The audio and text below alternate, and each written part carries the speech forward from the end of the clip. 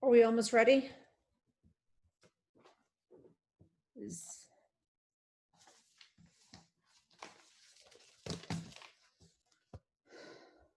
All righty.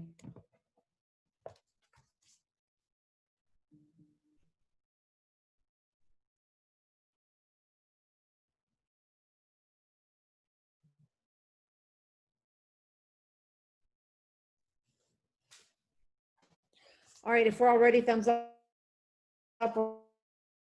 So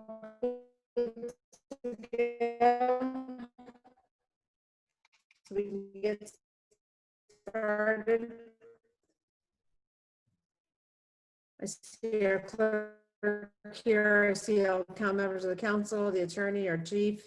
Have a motion to, I'd like to start a meeting. Anyway, Madam Clerk, we've already had roll call.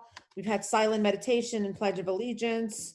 Attorney, do we need to read the rules of virtual communication on the record? No. Seeing none. Madam Clerk, may I have motion for approval of the agenda?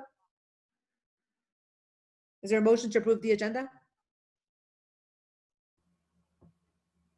I'll make a motion to second. No, well, actually, Madam Mayor, I do want to make a couple changes to the agenda. Oh. We're gonna make a motion to approve. If I made mine, Madam Mayor? Yeah, I'm waiting. Yeah, is there, Yes, Madam Mayor, I would like to strike H1. We're gonna hold off on H1. I would also like to hold off on H3. So I'm gonna strike H1, strike H3. So H2 will become H1, and I want to add an H2, which is the just an update on the village clerk job process. It'll be a really quick update. village, when you all are gonna hire a new clerk? So the Yes. village clerk process? Yes.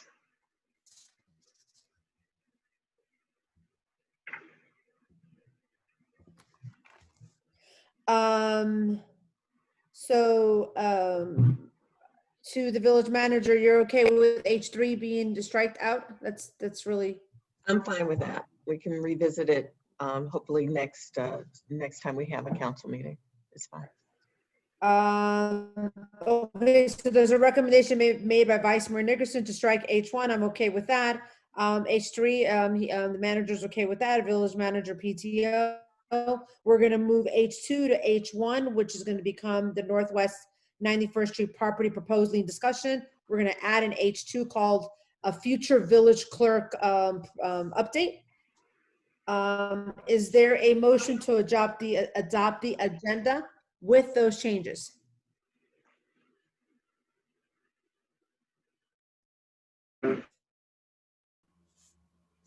Is there a motion to adopt the agenda with those changes? Motion to adopt. Motion's made by who? Councilperson Mayor Urban? No, sorry, my signal's breaking up a little bit. I'm not sure who made the motion. Vice, Yeah, my I signal is believe- really bad too. My apologies. I believe it's Vice Mayor Nickerson who made the motion. Then I will second. Okay, Vice Mayor Nickerson, you made the motion to adopt the agenda with the changes? Yes? And second by Councilperson Urban. All in favor, signal by saying aye. Aye. Aye. Any nays? Hearing none, the motion for the September 22nd council meeting is adopted.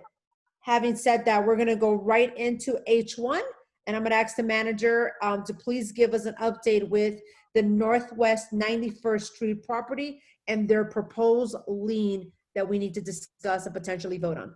Okay. Thank you, Mayor. I have been in communication with the new property owner of a property that's been in the village, but has been a concern for villagers for many years. It is on Northwest 91st Street.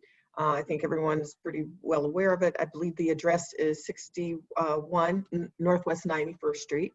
And the owner is actually here, I see in the audience or on the panelists list. But the property had over $300,000 worth of liens on it for many years of just code violations, 2 magistrate hearings, and a number of, just problems, and it was a nuisance for the entire community surrounding that property. So our new owner comes in and purchases the property, but did not do the lien search with the village, and has asked for, you know, some kind of flexibility or lenience on the application of these liens. The amount is so large that you know, and I understand the situation, and I did reduce significantly in my discussions with the new owner, but I want to bring this to the village council at this point because the present owner is not able to pay the negotiated price and has proffered that we consider, and I've sent this information to all of you on the council, that we consider a price of $20,000 as an initial payment and then a percentage of the total sale of the house. I'm not comfortable making that decision without your input and your knowledge of this, because it's been such an issue for the community, and because we've all been working through this process for a number of years at that property.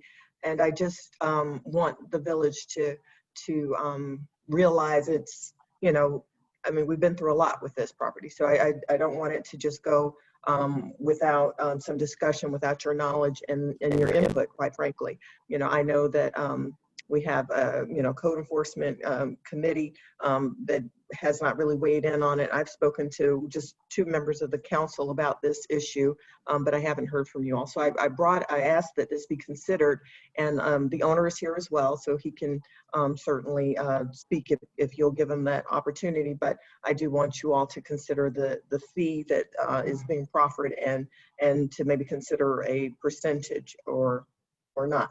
So I will. Madam Manager, and my apologies because for some reason, I don't know why my internet is intermittent. Did you already state what they are proposing and the address of the property?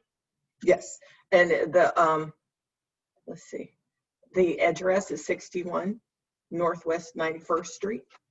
It's on the corner. It's a corner lot home, and it is the proposed fee is $20,000 with a percentage that we would have to agree to with this with the gentleman of the sale of the house. He intends to repair, you know, renovate and then sell. So he's not going to live in the property. It's a flip or a developer's property.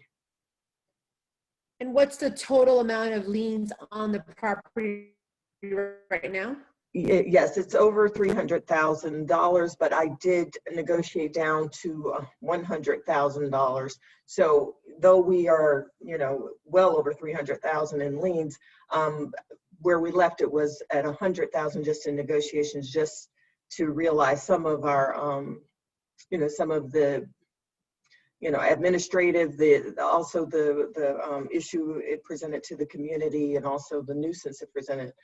So I didn't go beyond that, but this is what has come back from the property. So is his proposal, he accepted the 100, but he wants to play 20? He didn't accept the 100. Okay. Exactly. And so even our village attorney got involved too and worked with his attorney, but this is where it stands now after much negotiation on our side, and you know, even from I'm not understanding. So all the owner wants to pay is $20,000, but they want to pay that in payments. Well, from what I understand, it's $20,000, and then a percentage once they sell the house. So if we, you know, clear the liens, then once they sell the house, they'll give us a percentage. But we. Okay. Okay. And then I guess my last question before I open up to the council is, and when they purchased the property, which I'm very familiar with the property, why did the lien search not capture it? Was that our doing, the county doing? No, he never came to the village to do the lien search with us. That property had been up for sale for a while, or, you know, there was interest for a number of years. And each time I'd entertained lots of prospective buyers and discussed their liens, but unfortunately, Mr. Goodman did not come to the village to get that lien search. And Mr. Goodwin is an investor? Mr. Goodman. I believe he is. He's works. I don't believe his intention was to move into the house, and he works for a group that buys and sells properties. Okay, those are my questions. Any questions from the council to the manager? Yes, I have a question. Councilperson So, yeah, we already discussed that, but I just want to have it clear. So the $300,000, it's something that we actually, how much do we actually incur in liens and yeah, and Yes. expenditures and all of that in that particular property? Yes, those are the fines that have accrued on top of the 2 magistrate hearings that came with that as well. So it's not an arbitrary, it's actually fines that were accruing over the years. And like I said, I did and was willing to negotiate, but But whatever we collect for those $20,000 at the beginning will cover some of those expenses. well, yes, now the expenses were incurred many, over the years. So, but yes, it would be something that we could, put back into, code enforcement and other things. But, we can discuss how we would utilize those funds if, if there's a settlement or an agreement made. But, yeah, this is, something that everyone, who was affected should, understand and see and know that this is, that's why I brought it to you all. I want you to understand it and know that it was not an arbitrary decision, that you all had some input. So they're not agreeing to the amount that you lowered, which was to 100,000. Was it Correct. 100,000 even? Yes, 100,000. Okay. and no, they did not agree to that. Okay. I thought it, I'm sorry. Go ahead. Yeah. May I thought it was 117. 117,000. It may have been. I don't, and I apologize. I don't have the exact number of the in negotiation fee, but it may have been. But it was rejected, and I was willing. I have a question, and I think this is what Council Perrella was asking, is do we have an estimated cost of through the years, if it's gone through 1 magistrate, 2 magistrate hearings, all that costs money to the village, even though that was 5 years ago, 3 years ago, 10 years ago? What is that dollar amount? Because I think that before we make a decision as far as what is okay, it would be nice to know what the expenditures to be able to sustain that property that's been dilapidated for about 7 years now, through the years. And then I think from that, we can determine what we're willing to accept at a bare cost. So while the liens may be at 300, but maybe it's costed us through the years to sustain the liens by magistrates, by code enforcement employee. And then we can determine probably what would be the best way if we're going to take 20,000 up front, and what percentage that we would even potentially consider. But I think we need to know what our expenses have been as a village in the last couple of years. And I think that's what Perrella was asking, if I understand. But I would like to know what it's cost us. Okay. Well, it's not exactly 300,000 because it, clearly those are just accrued fines. But I'll get the exact number to you. And I believe I did put it in a report from before, but I will get those numbers to you. Let me not speak out of turn without remembering exact numbers. So I will get that to you. Do any member of the council have any other questions for the manager? Or, and I think as the manager mentioned, the property owner is, I think it's, Yeah. All of my questions, I think, are for the property owner. Is the property owner here? If they are, can you raise your hand? I don't. His name is see Yoni. their name on here. Oh, okay. So, Kyle, if there's no more questions for the administration, I would close and I'll open up so that we can bring in the property owner. Any other questions for the administration? All right, seeing none. Kyle, can we bring in Yoni?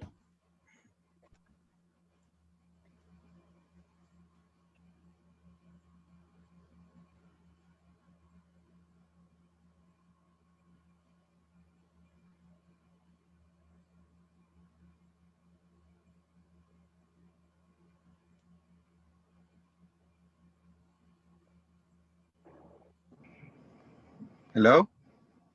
Hi, yes, we can hear you. Can you state your name and address for the record, please?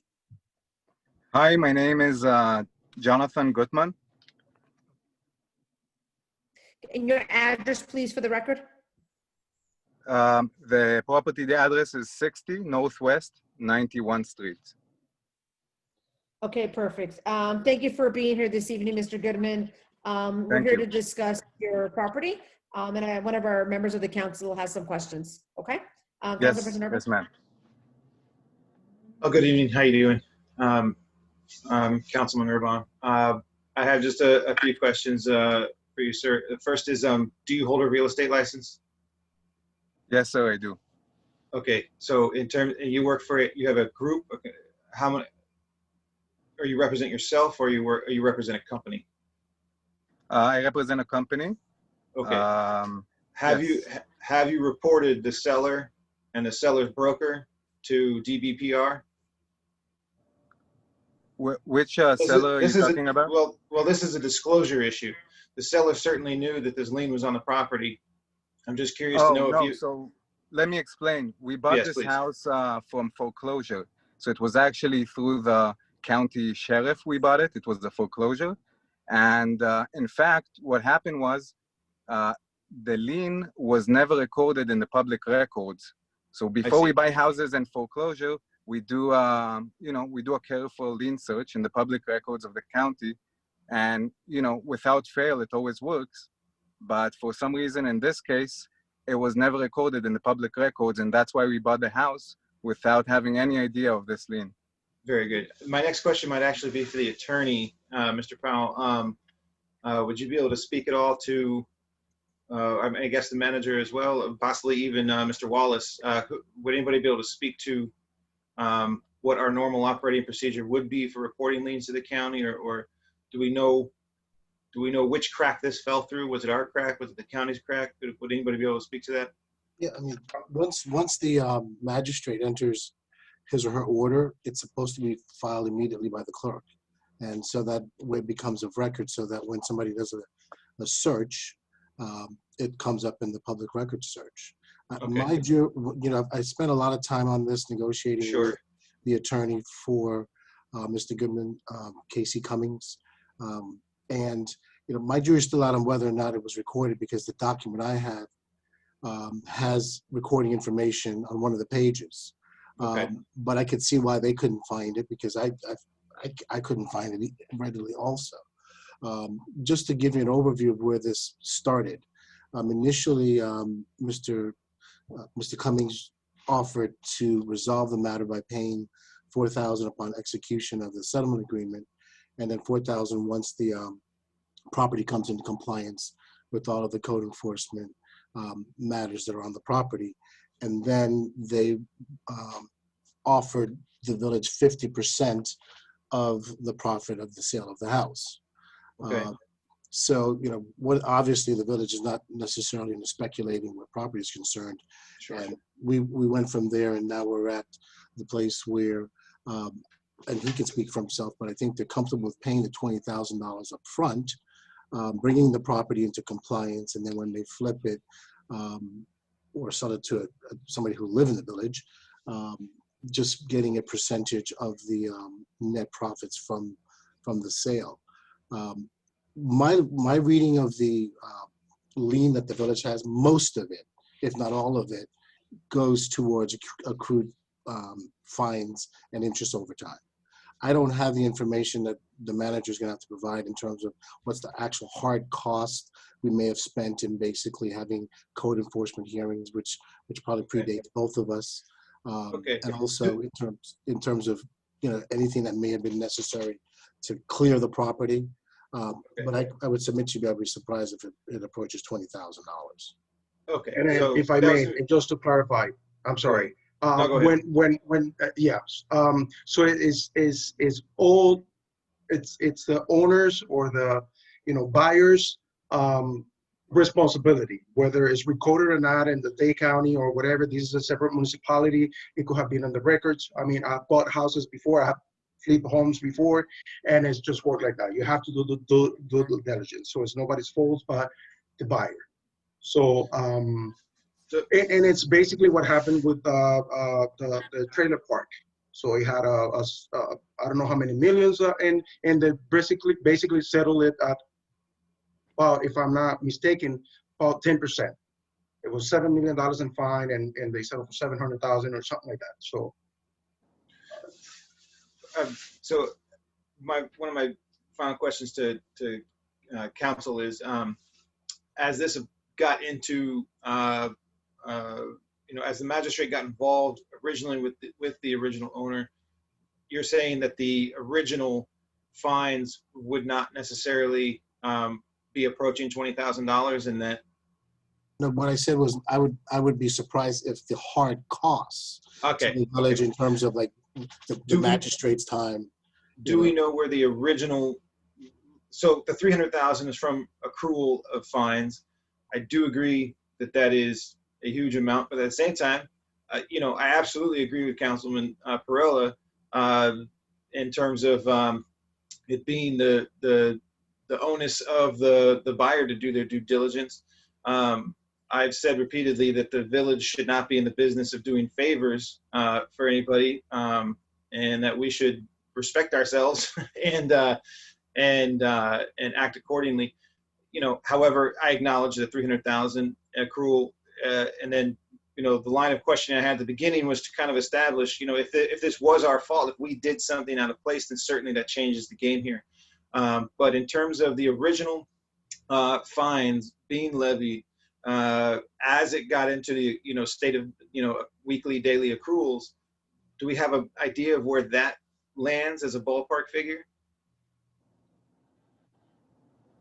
I would like to just provide that to you once I take a look at the file again to give you the actual cost. I don't want to speak Okay. out of turn. So, my initial reaction is, I'm sorry. That's my initial reaction, to be perfectly honest, Jonathan. I don't mean, any offense at all. I would be a little bit, have a change of heart if this was a resident moving in, but that it's a flipper. Again, I don't know that the village can be in the business of doing favors for people. We're not in that position, and even if we were, it would, like I said, we need to respect ourselves and act accordingly. So at the same time, I would like to know kind of the origination, the starting point, to have an idea of where to negotiate from there.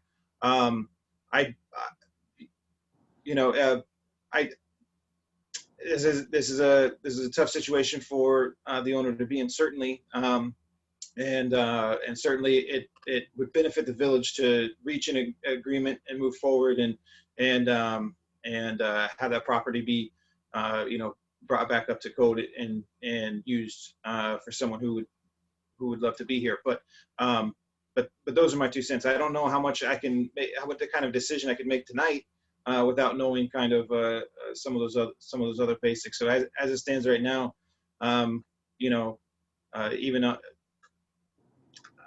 don't know how much you can move me off of the 300 tonight, but I mean, you could move me, but I need to know a starting point.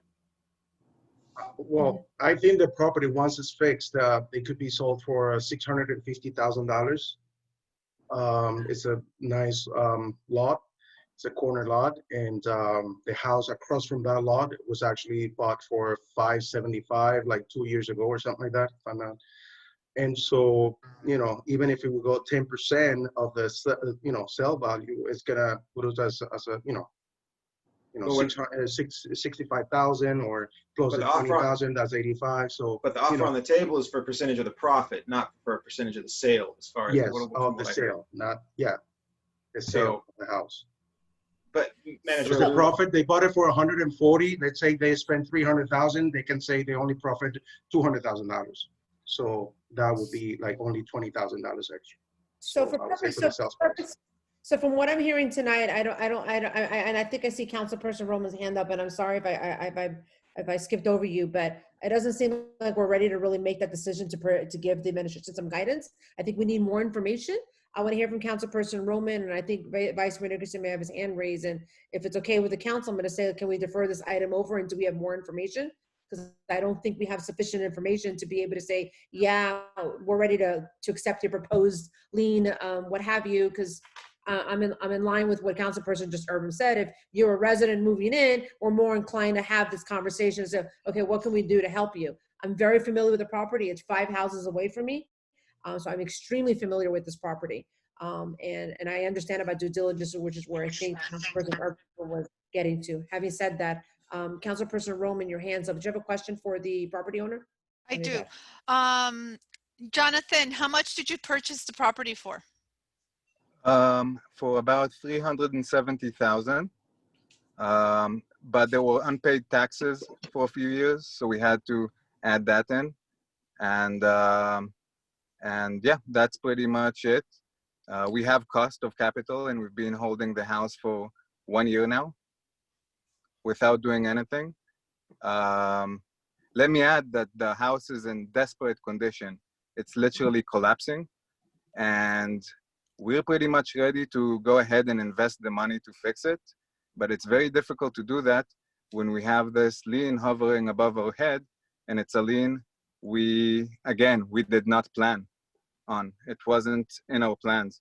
Okay. So What are you, I'm sorry to interrupt you, but what are you estimating your repair costs are going to be? about $250,000.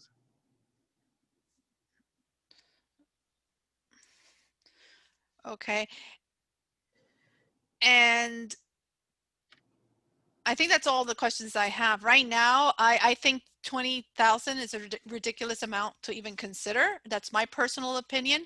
I also agree with the other councilmen in terms of setting a precedence for investors and residents, you know, with our fines and negotiating or mitigating to pennies on the dollar. So I don't, you know, that wouldn't be my preference.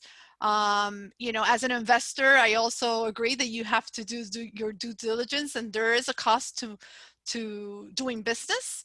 And so that's where I stand. I'm gonna just look at some numbers. I also need to understand from the administration side.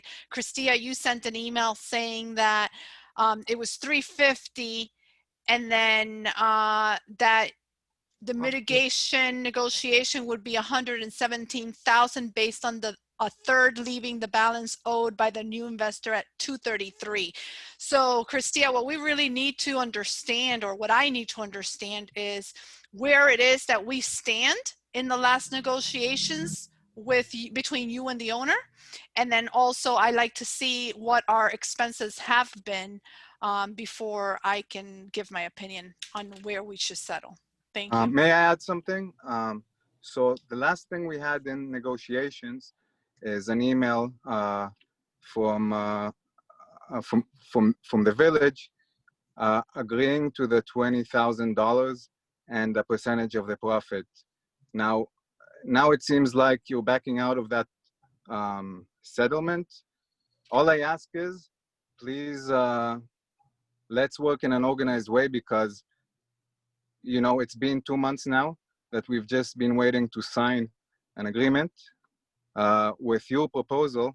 So if you can't stand behind it, please figure it out, because the time is passing and it's expensive for us, very expensive. And 2 months ago, you sent us an email suggesting $20,000 and a percentage of the profit. So is that not the case? That's my question. If I may, I think you have to understand that what the manager is doing here is has to get authority from the council to settle anything. So even if there is a tacit agreement between you and the manager, or between you and myself, it still has to be signed off on by the village council in this particular case. So I think it was a good thing that you got appreciation for where the village council is concerning this particular item, and that may lay the table for further negotiation in line with what you heard today once the manager brings forth the other numbers that were asked about tonight. So Jonathan, I guess my last question to you, Jonathan, is where exactly do you expect this to be in order to move forward? I'll be honest with you, and we've bought houses in several cities, never in El Portal. And this has happened to us before, but every city has a lien mitigation program where it is usually reduced to anywhere between 5 to 10%, as long as the owner fixes the violation. So for example, in this case, it's a collapsing roof. So if we make the house beautiful again and fix it, the village should be happy and should be willing to mitigate the lien. That's what happens in every single city. So my Okay, question my is, question to you is, yeah. again, I'll ask the question one more time, is where do you expect, you know, you're comfortable with the 20,000 up front, and then what is the percentage of the profit that you're expecting? I don't know, something reasonable, hopefully not too much because, Okay, you what know, is reasonable? I need a number. 10%.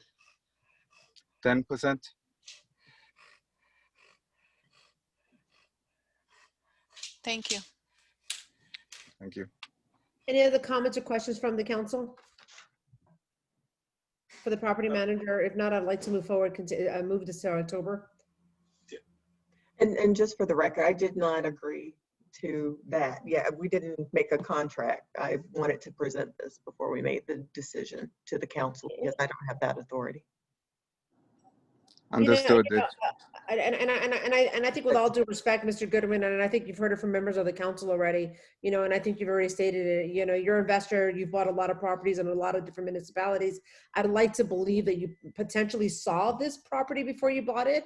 I don't know, maybe you didn't see the property before you bought it, just visually. And I think when you look at it visually, having bought a lot of properties and having been an investor, you must have known there was a lot of liens on that property because visually it's dilapidated up to the point where it's understood that there's probably a lot of municipal liens on that. So I think we're willing to work with you, but you have to understand it's not going to be where perhaps you want to see it at right now. We need some more background information, and hopefully we can make an educated decision in the October meeting if the council's good with that. Okay, and listen, I think in the end of the day, we all have the same goal. We want to make this house beautiful again. And I want to make that happen as soon as possible. So hopefully we can work this out fast. And hopefully everyone's happy with the outcome with a beautiful house. Thank you. Hey, thank you for being here this evening, for your patience. Thank you. Members of the council, I made a bit of an error this evening, and I apologize. I bypassed presentations, and I invited the Cavista owners to come this evening. As you all know, we passed a development a few months ago, and I asked them to please come. I thought the community and the council would like to get an update as far as how the Cavista is doing and where we're at with it. And I know that A.R. Barrington and Ken Barrington have been on since our budget hearing, and I completely I went over them during they were on agenda item F, and I went right over to H. Having said that, if you all are okay, before even reading the Childhood Cancer Awareness Month proclamation that I have, I would like to please bring in A.R. Barrington, who's in the audience, so that he can provide the council and the community with an update on where we're at with the Cavista, which, is, you know, is a development that's moving forward. And I think it would be great to hear together where they are at today. So with that said, Kyle, if we can bring in A.R. Barrington, there he is. Welcome. If you could state your name and address for the record, and he would like to give us a brief update on the Cavista. Yes, my name is A.R. Barrington. Address is 471 Northeast 83rd Street. I apologize. I share this computer sometimes with my son, and he had an unusual background, so I'm going to do it off camera. But nice to see you all again. And we are making some great progress on the Cavista. We've had our architects and engineers working diligently. And we expect to have a completed set of construction documents that we can present to the village for permitting next month. So we're very excited about that. We had a recent call with your village manager as well as your building official, just to make sure we were all aware of what the submittal protocol will be with El Portal, and just making sure that we're moving forward as efficiently as possible. So again, we're getting close to a big next step, and we're very excited and looking forward to our continued collaboration with you all. And I don't have a really more in-depth presentation, but I'm happy to answer any questions that you all may have. Thank you, Mr. Barrington, for being here this evening. And I'd like to open up for the council. If you all have any questions in more detail on the Cavista project, as to maybe a timeline and what else has been happening since we last approved the project. I believe it was in April earlier this year. So to the council members.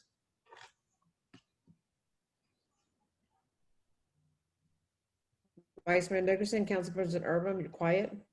No comments. Councilperson Perrella.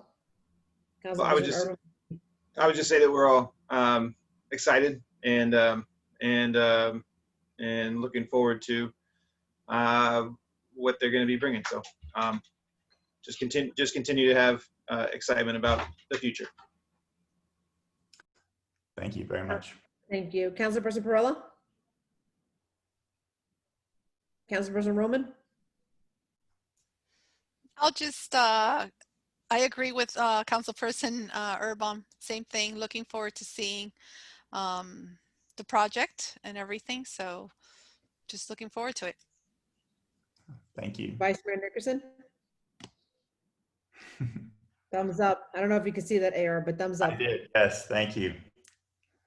And hey, so as part of my report, but I'll say it now, as you all know, we also passed the Skatebird Park.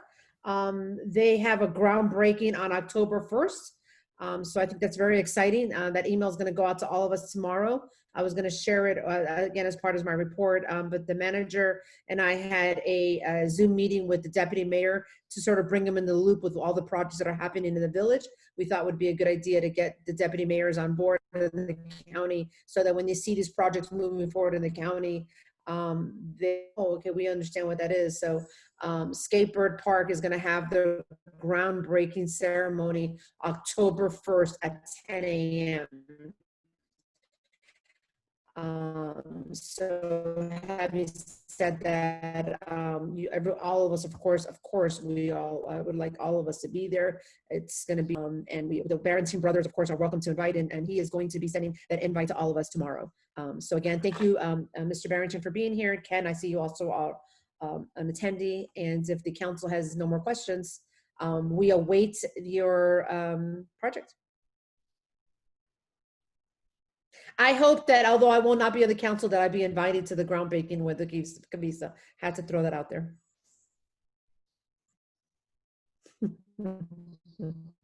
Don't forget me.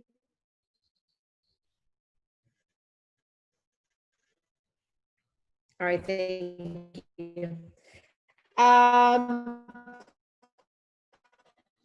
So can you all hear me? Because can you all hear me? We're all good? Okay, several years now, I like to press proclamations throughout certain months. In September is Childhood Cancer Awareness Month.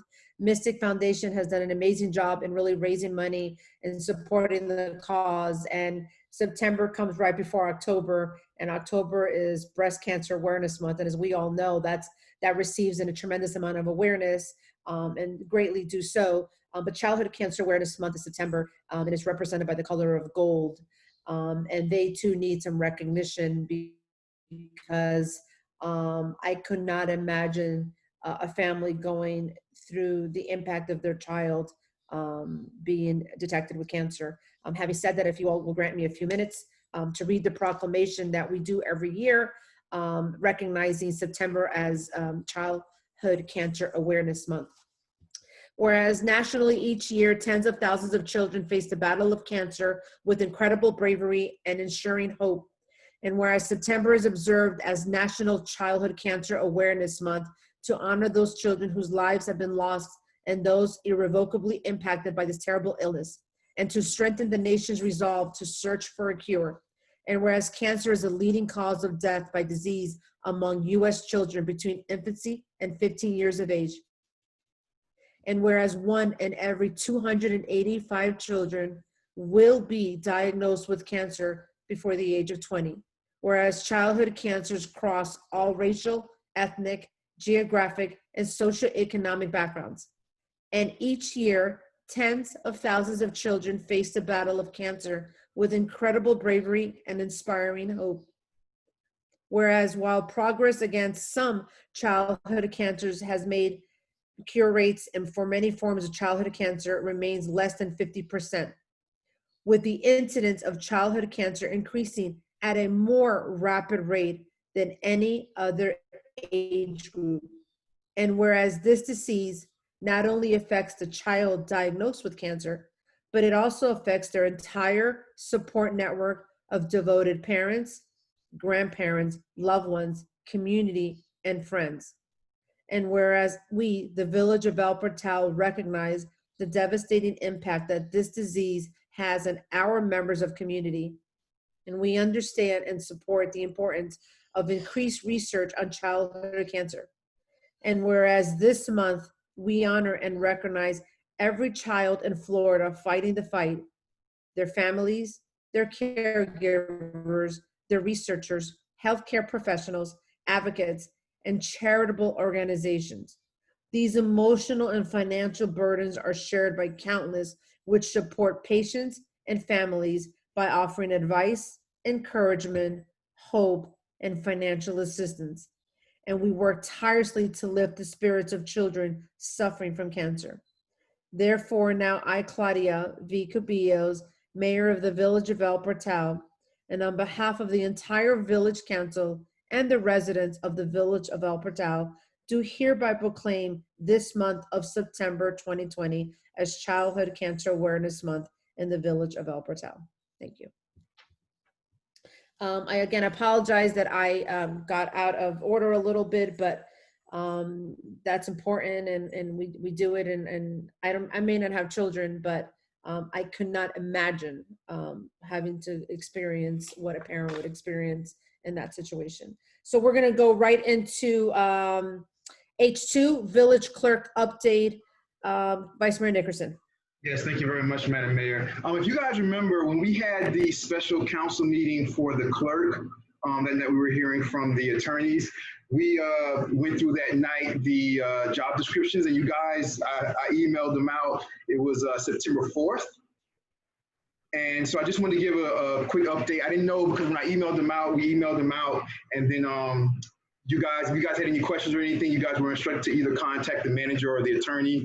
I didn't hear anything back or anything like that. You know, we passed it and everything that night with the changes that that I made. So I wanted to go ahead and you know, with Manager Lou, go ahead and start to advertise for the permanent full-time clerk position. I didn't know if you guys had any questions about anything or.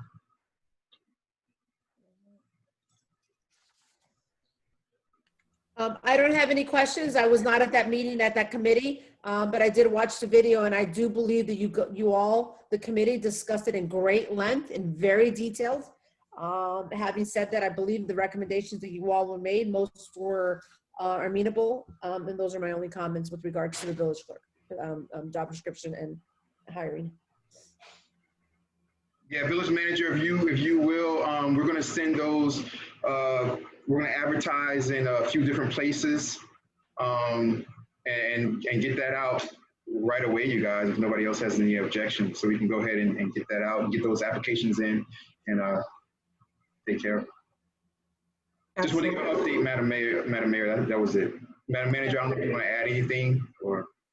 No, but that we will put it on our village website, and that we will also try to advertise with the Miami-Dade Clerks Association and the Florida Clerks Association, as well as the Florida League of Cities and the Miami-Dade County League of Cities. And thank you very much, Madam Mayor. We appreciate it. Excellent, thank you. Yes, go ahead. I think our clerk had her hand up. Yeah, I would just ask that and I'll get you the information, Madam Manager, to advertise also with the IMC, who designates the certification for clerks. You may get some interest from there also. Good, thank you. I will. Thank you.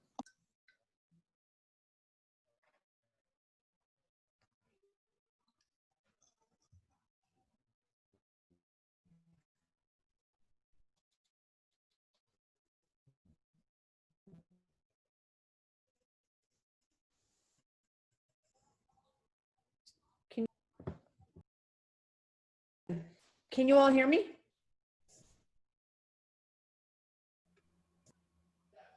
Yeah, we can hear you now. Okay, perfect. Yes. Again, I apologize. I don't know what's wrong with my internet. We're going to go right into resolution 2020-32 interim village clerk contract. If I could please have the attorney read that resolution into the record. What's wrong with A resolution of the Village Council of El Portal, Florida, authorizing the mayor to execute a fixed-term employment agreement between the Village of El Portal, Florida, and Pamela L. Lattimore, MMC, for the position of interim village clerk and providing for an effective date. Excellent, thank you. Is there a motion to consider adopting resolution 20? I apologize, can you all hear me? I have a bad connection. What's You going sound on? like you're in the water, but we can kind of hear you.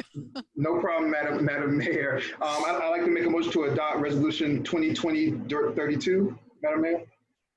Motion's been made by Vice Mayor. Is there a second?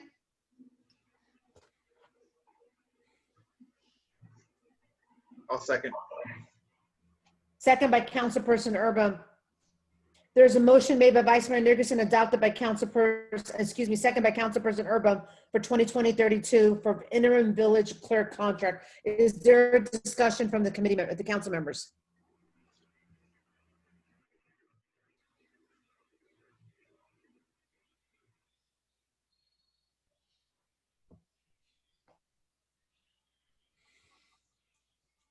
No discussion? Seeing none. I see a hand raised.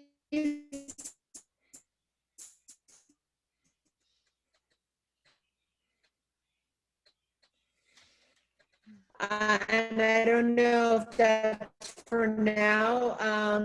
I'll close the council meeting and open it up for public comments. Kyle, I have Warner Dreher who has his hand raised.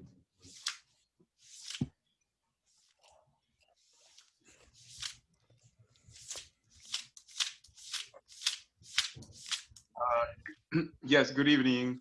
Can you guys hear me, Madam Mayor? Yes. Yes, we can hear you perfectly. Yes, we Perfect. can hear you perfectly.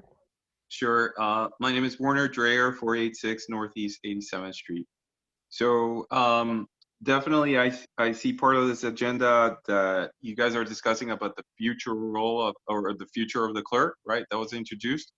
But before we move to the future, I would like to understand, I think a few meetings back, right, there was some discussions on the payout settlement of the previous clerk, right? And as a resident, I would like to understand, where are we with you guys finalizing the total amount, right, payout?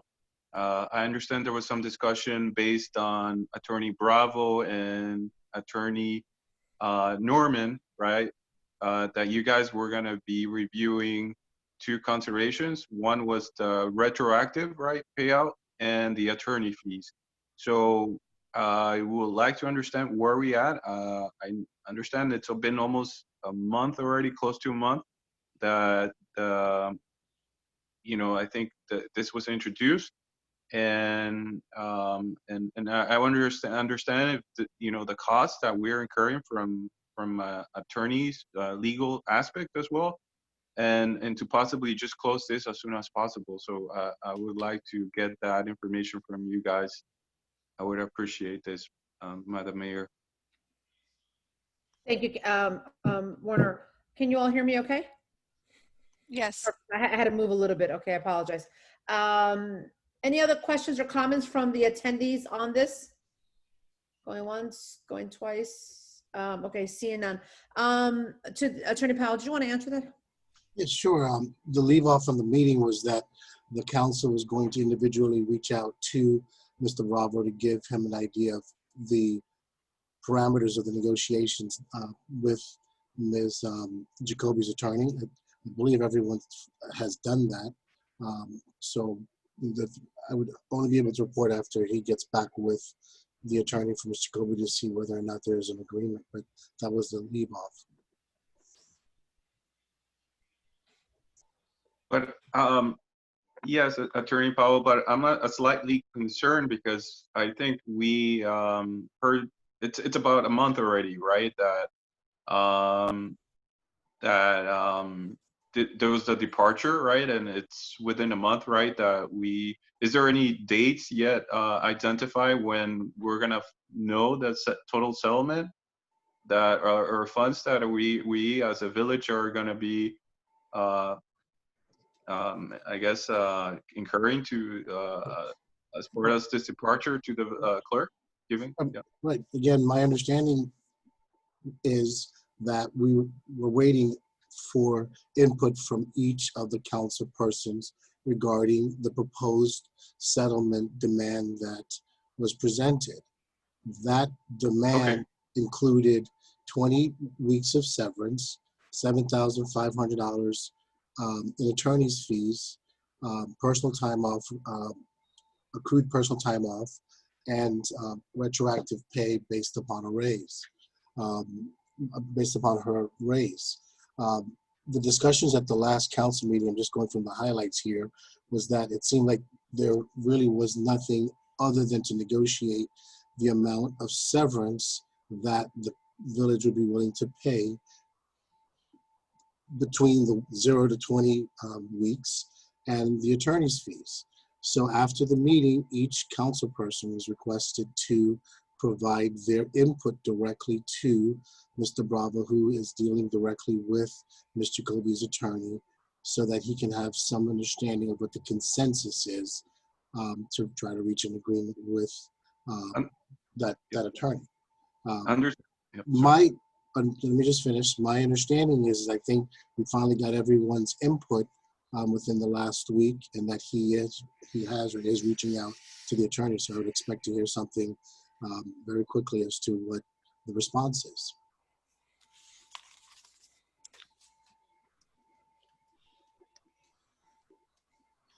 Can you all hear me? Yes. My apologies. Warner, and to add to what the attorney just said, there was an email. Can you all hear me? Yes. Okay. Yes. Sorry. To add, there was an email that was sent out by the employment law attorney yesterday, I believe, confirming that he hadn't heard from every council member, and he needed to hear from every council member. So as soon as that happens, I believe that we can move forward. Got it, Mayor. That's a great clarification. Now, who are the council members who have not responded? If that's available, yeah. Because no, I understand. No, thanks. And because my only concern is that we're approaching to that 1 month, and we don't want further, I guess, any further degradation with this whole situation, right? So that's my only concern, and I ask that we be diligently responding as fast as possible for the rest of whoever has not responded. But I appreciate that feedback, that info. Yeah. And I believe we all agree to that. Time seems to escape us, so I'm hoping that whoever has not responded, and I think maybe by today we all have. And having said that, hopefully we can resolve this sooner than later, where it's a win-win-win. And I believe that's what we're all seeking for here. Thank you. No, you're welcome. Thank you. Any other public comments? Any hands raised? Going once, going twice. Okay, seeing none. I'm going to close public comments and open up back to the council. There's a resolution 2020-32 with regards to the interim village clerk contract. Any questions or comments to on this? Okay, seeing none. No? Going once? Okay. Seeing none, may I have a motion to roll call, please, Madam Clerk? Councilperson Perrella,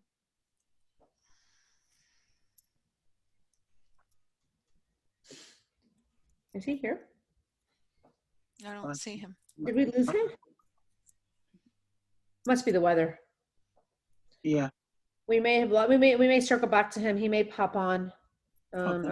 I don't see him right now, unfortunately. I didn't realize he got booted out. Councilperson Urban, Yes. Councilperson Roman, Yes. Vice Mayor Nickerson, Yes. Mayor Cabillas. Yes. The item passes 4-0. Oh, he's on. He's there. Councilperson Perrella, Yes. the item passes 5-0. Okay, perfect. Excellent. Thank you so much. Next, we have Resolution 2020-33, Police Forfeiture Fund. If I can please have the attorney read into the record. A resolution of the mayor and Albertel, Florida Village Council approving fiscal year 2019-2020 police forfeiture fund expenditures and providing for an effective date. Thank you. If I can please have a motion to consider Resolution 2020-33, Police Forfeiture Fund expense.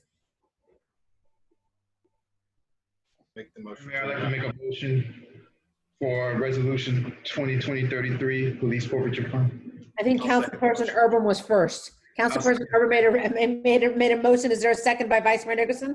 I'll second that, Madam Mayor. All right, there's a motion made by Councilperson Urban, second by Vice Mayor Nicholson, to consider Resolution 2020-33 Police Forfeiture Fund. If I can get a little bit more information for the council and from the community, from the administration and chief. Thank you, Mayor and Council. Chief Magnuson is requesting these funds, and I support that. We need some equipment and some hurricane supplies and equipment for police staff that included, rubber boots and batteries and a number of things that were needed for hurricane preparedness, but also equipment that is allowed to be purchased since it was not budgeted in our budget this year. So our police chief can give you more details if you'd like, but he also prepared an itemized list, an inventory of those hurricane items and provided that to me today. I will send to all of the members of the council as you requested that from him, and we'll give you that today. But if you have any questions on the item, I know we went through it item by item this week, but any questions you may have, we would entertain. My only question and comment before I open it up to the public, be careful that breaks, is that what's the total cost that we're looking to expense in police forfeiture fund? It was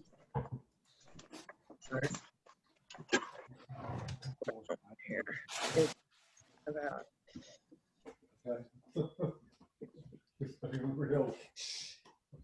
Was that not the 15,000? Was that, it wasn't that part? 'Cause I remember when the chief said-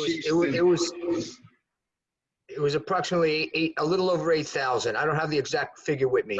And there was equipment that was needed that ran for the storms. There were shields and there was. right. What was it? It's exactly $8,774.92. Yeah, I For see it. purposes of this resolution, we need an exact dollar amount. And it's in the resolution. Okay, so which is for clarity and for the audience is 8,000? $8,774.92. So this police forfeiture fund expense that we are allocating, which goes for necessary items that the police department needs to include, shields and what have you, $8,774.92. That's right. And these were all unbudgeted, so that is allowable use of the forfeiture funds. Okay. Any other questions or comments from the council to the chief or the administration? Madam Mayor, if I may. Chief, thank you, Madam Mayor. Chief, we have, so what's left in the forfeiture fund, we talking about the 3,737. I'm thinking about your email. That's correct. That's what's left. I made a mistake, it wasn't 15. We were talking about the measuring device and we were talking about 12,512. Correct. That was what it was left after the measuring device. Correct. Okay, and now it's 3,737.50 cents. Correct. That's where I was confused. All right, thank you. Sorry about that. I appreciate the email, Chief. That was good information. Thank you, Madam Mayor.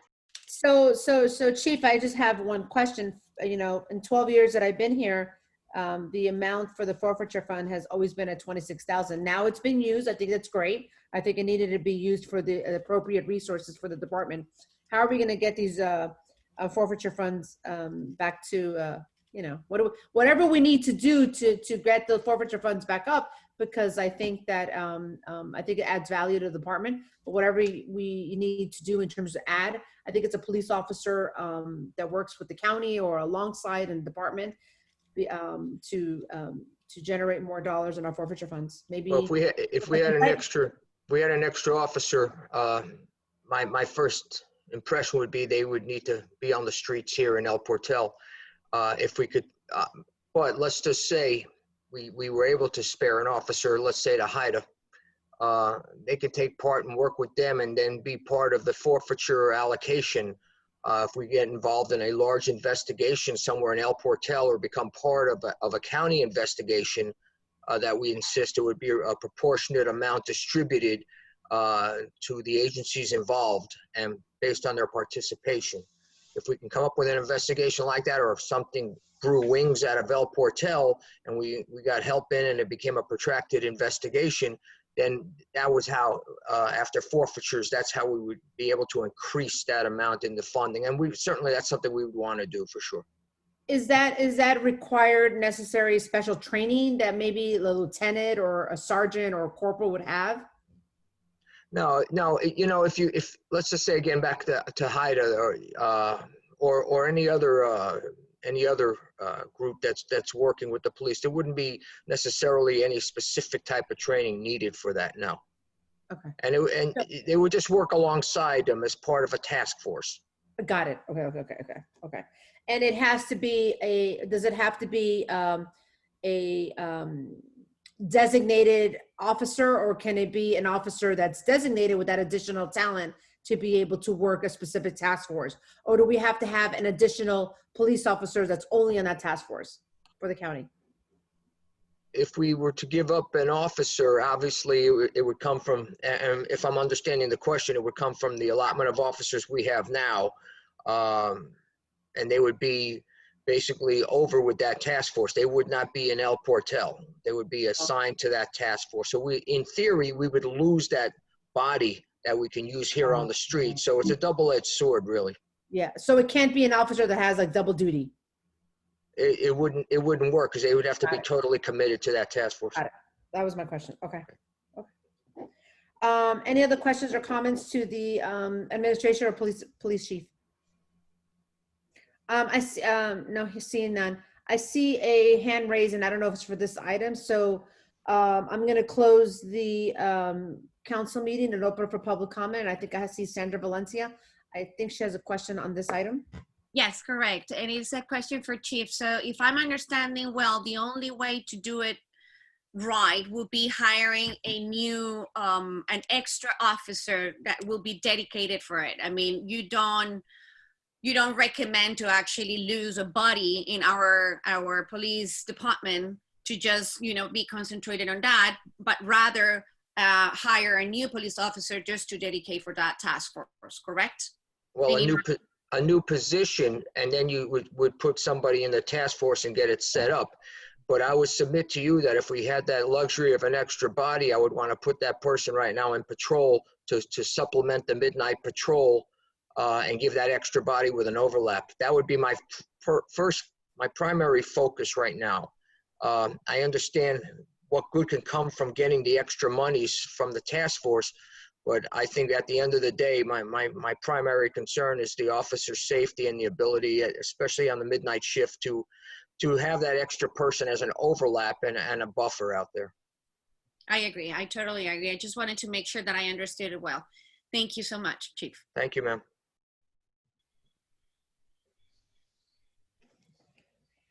Any other questions from the public? Seeing none, going once, going twice. Okay. We're going to go back to the council. Is there any other questions before I request a vote on resolution 2020-33? Madam Clerk, Mayor, roll call, please. Councilperson Perrella, Yes. Councilperson Irvin, Yes.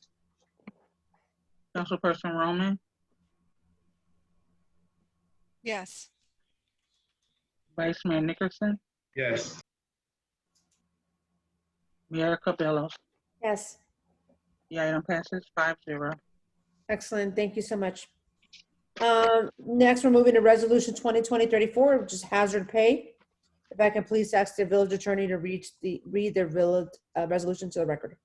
A resolution of the Village of El Portal, Florida, Village Council authorizing the village manager to execute a memorandum of understanding between the Village of El Portal, Florida and the Dade County Police Benevolent Association and providing for an effective date. Thank you so much. That title does not really give us much information. But for the record, before I even ask for a motion, may I ask the manager for clarity for the members of the council and to the community, please? Absolutely, it's my pleasure to do so. Miami-Dade County received a large sum of funds that were dedicated to CARES Act relief, meaning Coronavirus Aid Relief and Economic Securities, that's CARES Act. And it was passed in March of 2020 and some funds were received.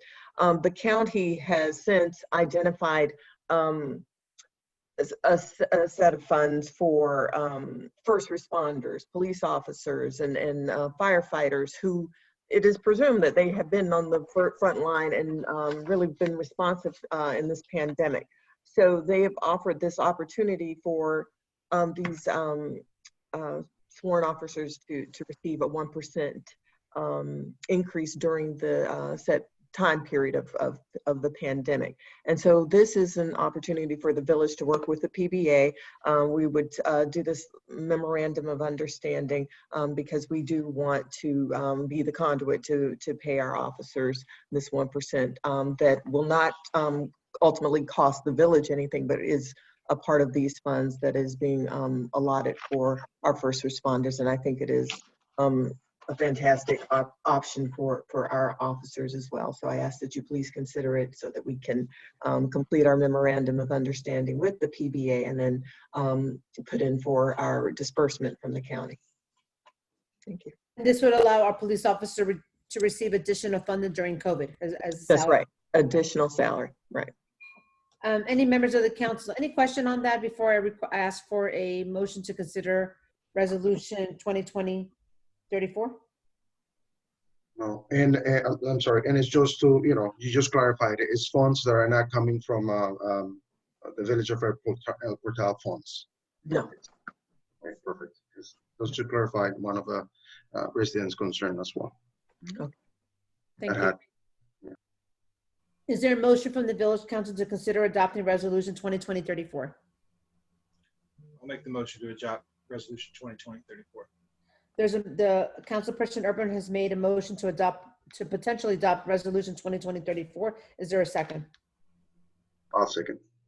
Second by councilperson Perrella. Now, you know that's a change because all of them have been Urban, Nickerson, Urban. A little bit of a change, so thank you there. Okay. There is a motion to adopt resolution 2020-34 made by councilperson Urban, second by councilperson Perrella, to accept a hazard pay with an agreement with the PBA so that the money that the county has received from the CARES Act that can benefit all the municipalities and they'll receive a percentage so that our police officers can receive additional funding during that time of COVID-19. Is there any questions or comments from the council to the administration or the police chief? All right, seeing none, before I ask for a vote, I'm going to close the meeting, open up for public comment. Any public comment on 2020-34? Seeing none, I'll open it up. I'll close the public comments, open it up for the council meeting. Madam Clerk, may I have roll call, please? Councilperson Perrella, Yes. Councilperson Urban, Yes. Councilperson Roman, Yes. Vice Mayor Nickerson, Yes. Mayor Cabillos. Yes. The item passes 5-0.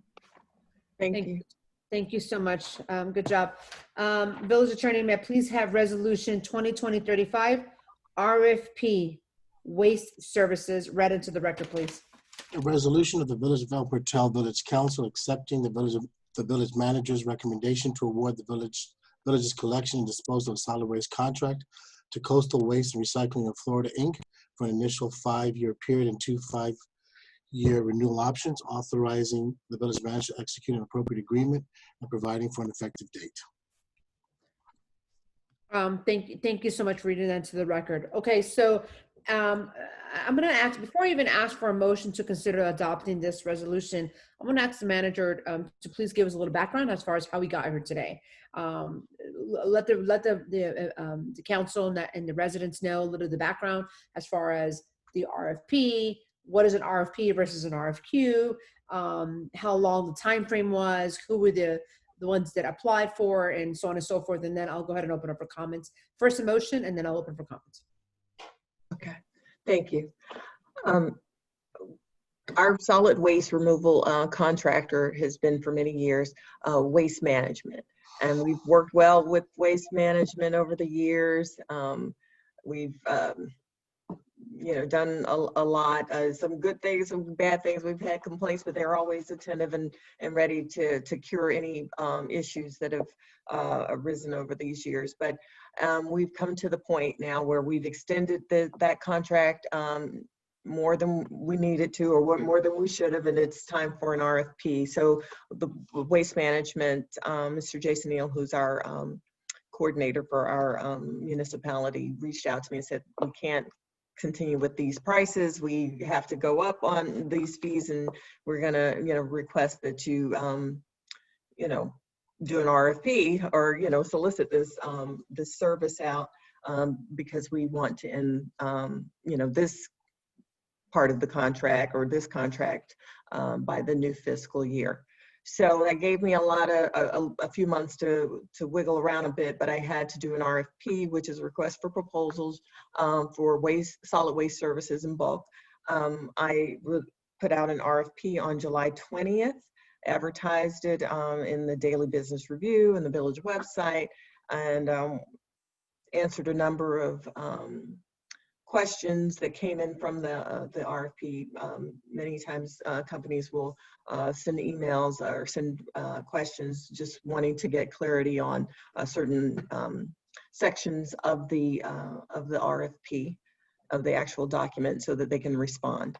Proposals were all submitted by August 7th, and I went through those proposals. We received 2. One was from Coastal Waste, and the other was from Waste Management. And we've had actually a relationship with Coastal in that they are our recycling provider. Through our county MOU, we have recycling, and Coastal is the contractor that does that. So we did know them, but we also know Waste Management very well. So these are our 2 proposals. I met with 2 members of the community as well as our public works staffer, and we did a Zoom meeting where we went through all of the proposals and scored them and discussed them. And that is where the recommendation came to the Village Council. All things being equal, I mean, we had 2 very good companies with great track records and reputations, but ultimately the final decision came down to price, and we got a better price, we think, from Coastal, and therefore the recommendation is made to you all to select Coastal. I have invited both representatives from Waste Management and Coastal. We have Jason Neal here, as well as, well, I think he was here, and we have Eileen Damaso, who's also joined by with John Casagrande to answer any questions or to talk about their submissions and to hear your feedback. Thank you. And the only thing I want to ask that I didn't hear for clarity is that I believe there was a committee of residents that looked at that. Could we identify who those committee members were, please?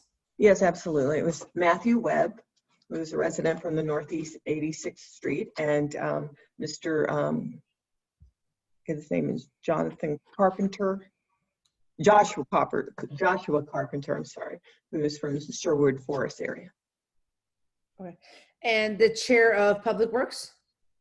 No, the chair of Public Works was not included. Okay. I didn't want to have a council member who would then ultimately be voting on that. I wanted to make clear because I thought I heard that. And then who else? And just yourself and 2 members, correct? 2 village No, members. and the public works staffer. That's Staffer, that's what it Yeah. was. Okay. So you had 2 members of the community residents and the village, the public works staffer and yourself that Yes. reviewed both proposals. yes. Okay, thank you. Is there any questions or comments from to the administration before I ask for a motion to potentially adopt the resolution? And then we, as a council, I'm going to ask you all if you have questions for both companies. They're both online right now. And if you guys have questions or comments, I'm going to allow the opportunity for 1 member at a time to come in as a panelist, and then I'm going to open it up for to public comment. So any questions to the administration before I ask for a motion to consider this adoption of the resolution? Yes, Councilperson Urban.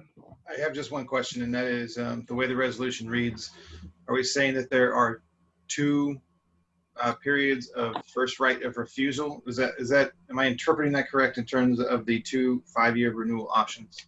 Is it a first right of refusal? I'm not sure I understand what you mean by first right of refusal. Well, so it's an initial 5-year contract, Correct. and then 2 5-year renewal options. Correct. So they would have first right of refusal. Well, they would just notify that they'd want to renew for another 5-year term. What would the council's options be for essentially doing this? My only concern is we're talking about a 15-year stretch here. So does the council have options for switching vendors after the first 5 years, or no? I would have to look at the agreement. My reading of the agreement was that after the first 5 years, we would have the option to renew it afterwards. So in other words, if you weren't satisfied, you could put it back out for another solicitation after the 5-year term is ended.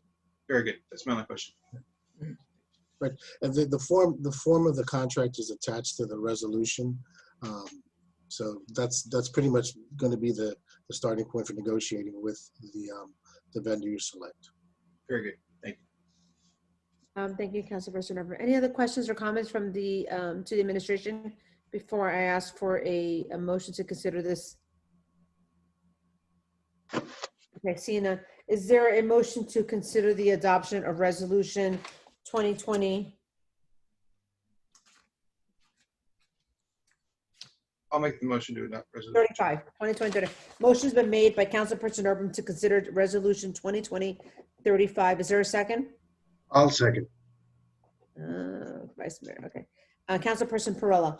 There is a motion by Councilperson Urban, second by Councilperson Perrella, to consider resolution 2020-35 for the RFP waste services.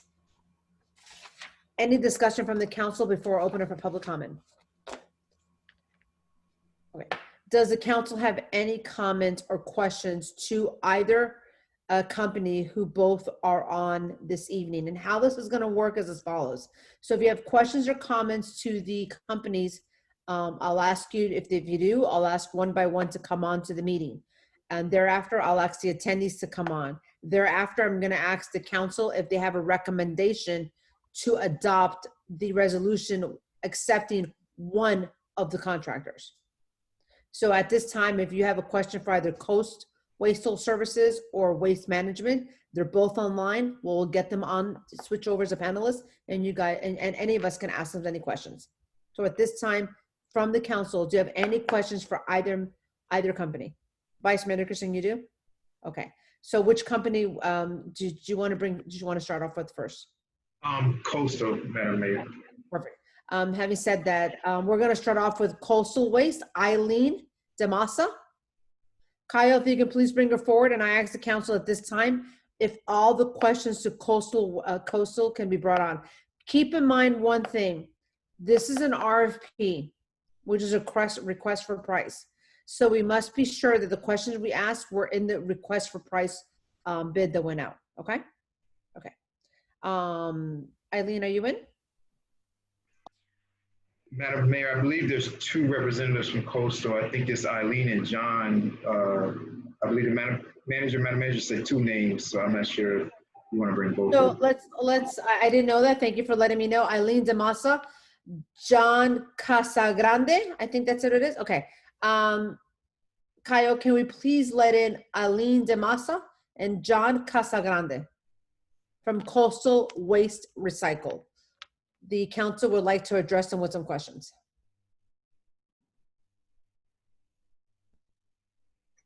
Hi, good evening. Good evening. Hi, Mrs. Massa. How are you? Nice to see Good, you. and yourself? Nice seeing you all.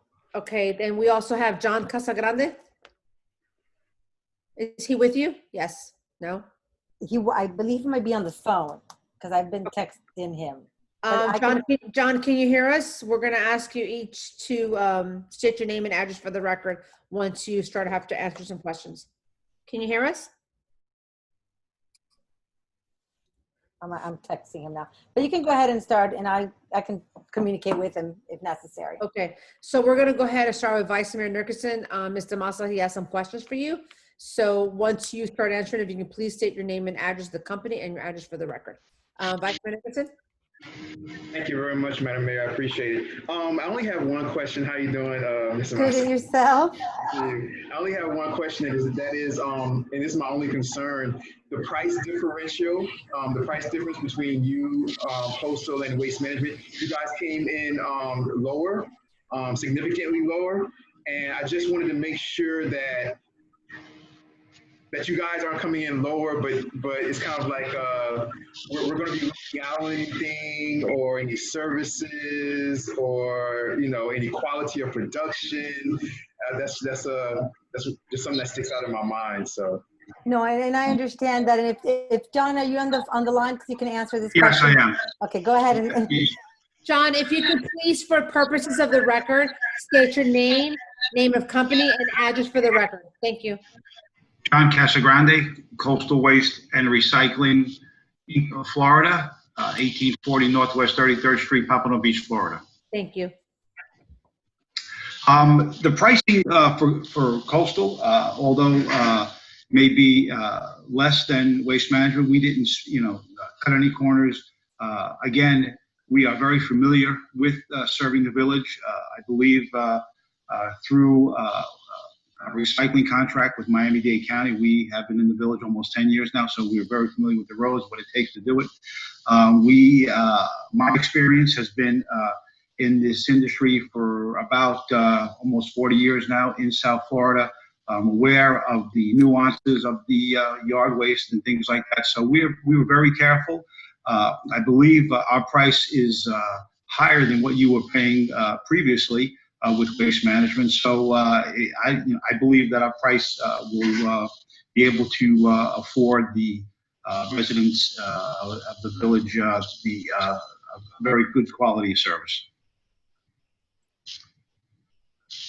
Thank you very much, Madam Mayor. I only had one other question, which was I know it came up, the type of trucks that you guys use as far as the environment and being environmentally friendly and things like that. I know that's a concern also. You guys use pure gas? No, we use diesel fuel in our trucks. In today's day and age, the newer trucks that are buying today burn a lot less emissions. They're not as clean as natural gas, but they're not as bad as they used to be. Thank you very much, Madam Mayor. No more questions from me, Madam Mayor. Thank you. thank you. Any members of the council, do you have any questions for Coastal Waste Recycle, please? I have just one or two questions. Go ahead, Council President. Good evening. Thank you for bearing with us here, and welcome. Thank you. So my questions are along the lines of customer service, I suppose. And so I would just like to have a little bit of understanding of if a resident has an issue with, like, for example, if a truck comes through and is trying to do everything on the go and leaving cans upset, on their sides, things like this, what would be your protocol for handling resident issues with quality of service? If you could just speak a little bit to that, please. Yes, of course. I'm sorry, Eileen Damaso with Coastal Waste and Recycling, 4701 Northwest 35th Avenue. That's where our headquarters, our offices in Miami are located. We're going to be designated as a person for the village, but also you're going to have a dedicated email address. And in that email address, we're going to share where the resident can go ahead and send a notification that maybe something they not happy happened, and we can communicate. I've also communicated with the village manager, and whenever there's an issue that they call the village hall, they can always call me directly. One of the points that I wanted to make, and the village is already aware, is I will be the liaison with the village, and whatever is necessary from the village, you can communicate straight with me. My cell phone number will be given out to everybody and anybody from the village. Everybody can have it, and they will be able to contact me directly no matter what day of the week or time, and I'll be responding to that. Okay, very good. And then I think my last, it might be more of a comment, lastly, because it probably has something to do with something that I honestly have zero control over, or the council has zero control over. But in terms of over the years with the automatic arms as they've come around, you know, I'm a little bit saddened because it used to be 2-3 guys, and you know, and now you see one guy with headphones on. And so I would just encourage you to continue hiring and people. And in that regard, I would just like to make that comment that I, you know, it's a thankless job, but it's a very important job.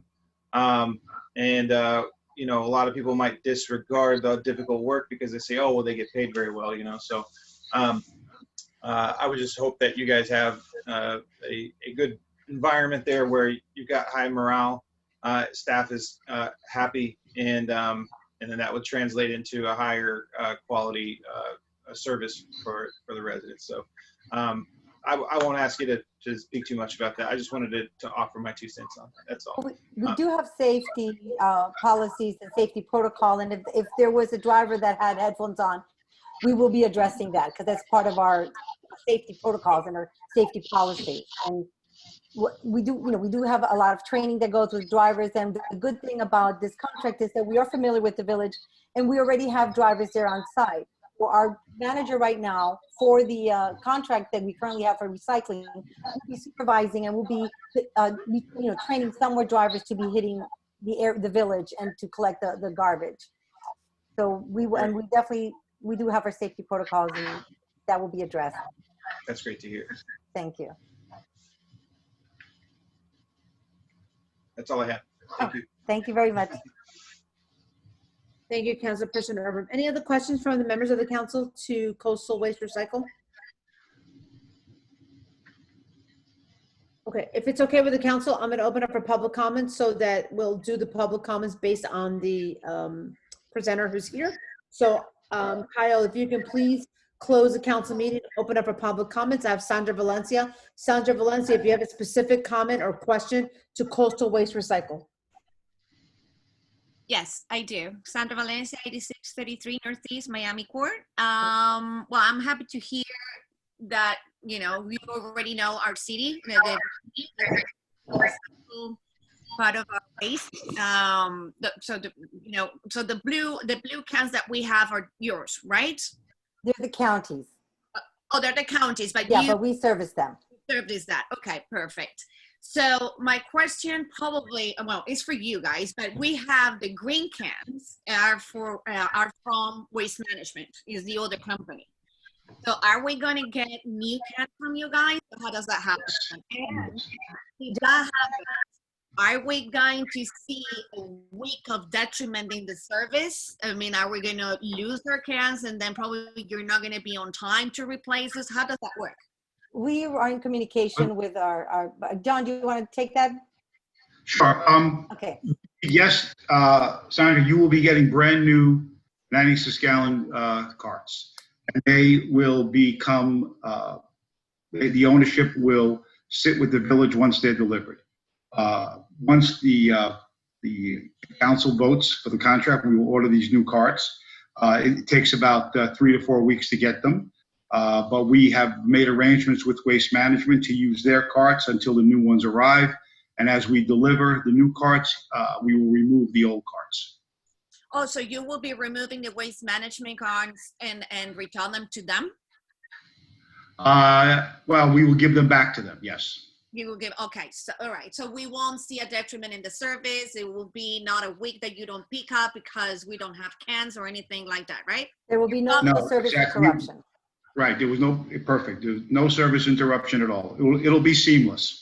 Okay, I hope so. You promised me. Oh, we hope so, right? You Right. will. John, It I will don't, be John, seamless. Mr. Casagrande, you do not know El Portal. Do not say it'll be seamless.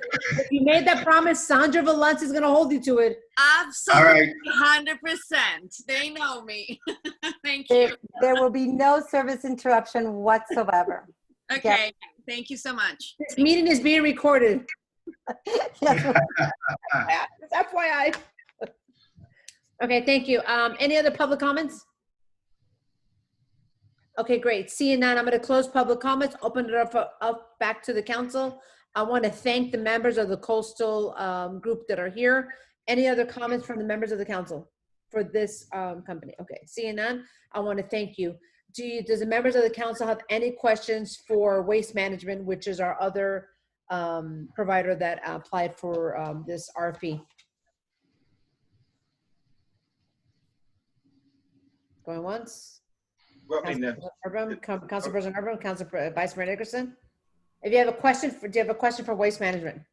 well, I mean, are we going to bring them on? If I don't have a question, I think, okay, yeah, I'm just, Okay, I will do that. So, Kyle, if you can please close that aisle. Eileen, thank you. Nice seeing you. John, thank you for being here. If you can please bring in Jason Neal from Waste Management so that the council can also ask them any questions as well as the members of the community.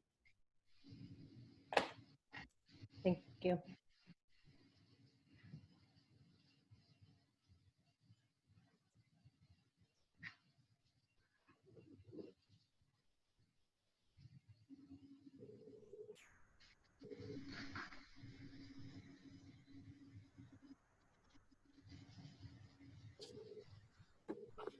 Jason, long time no see. How are you? I'm doing well. How you doing, Madam Mayor?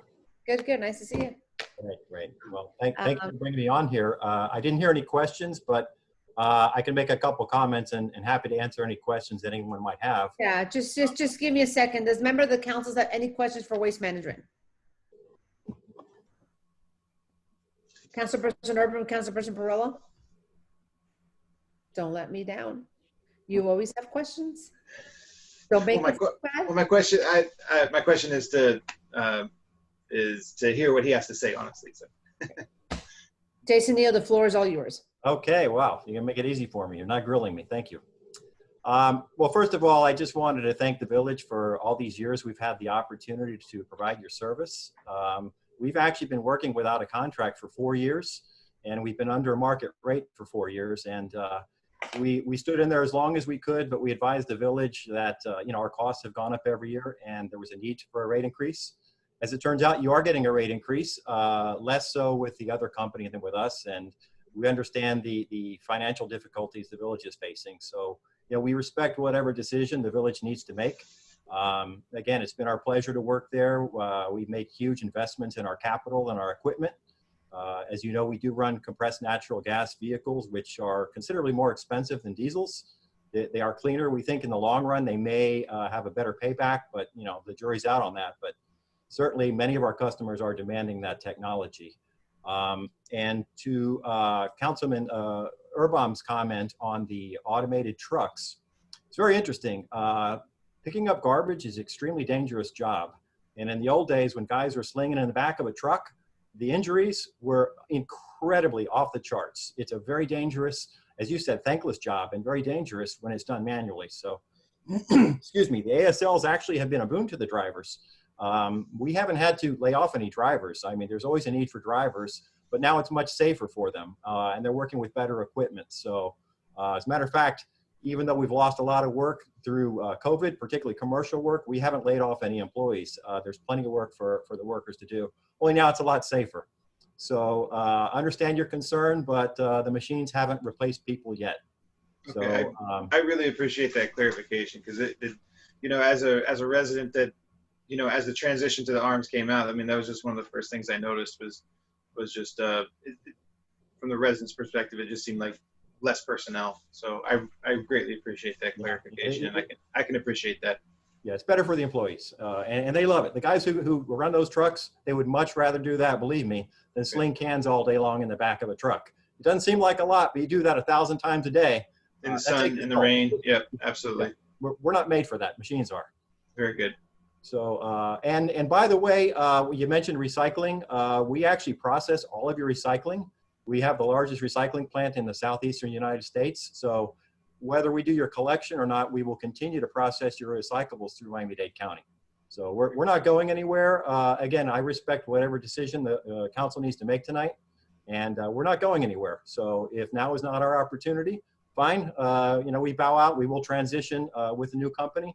And as Mr. Casagrande said, we have been in contact with them should you decide to make the award to them. And they will have at least temporarily use of the old carts there. So, you know, I'll leave it at that. And if there's any questions, I'm happy to answer. Thank you. Thank you, Councilperson. Any other question for Jason Neal from Waste Management from the council? Going once, going twice, going three. Okay. Any members of the attendees, public, that have any questions? Okay, let's bring in Sandra Valencia.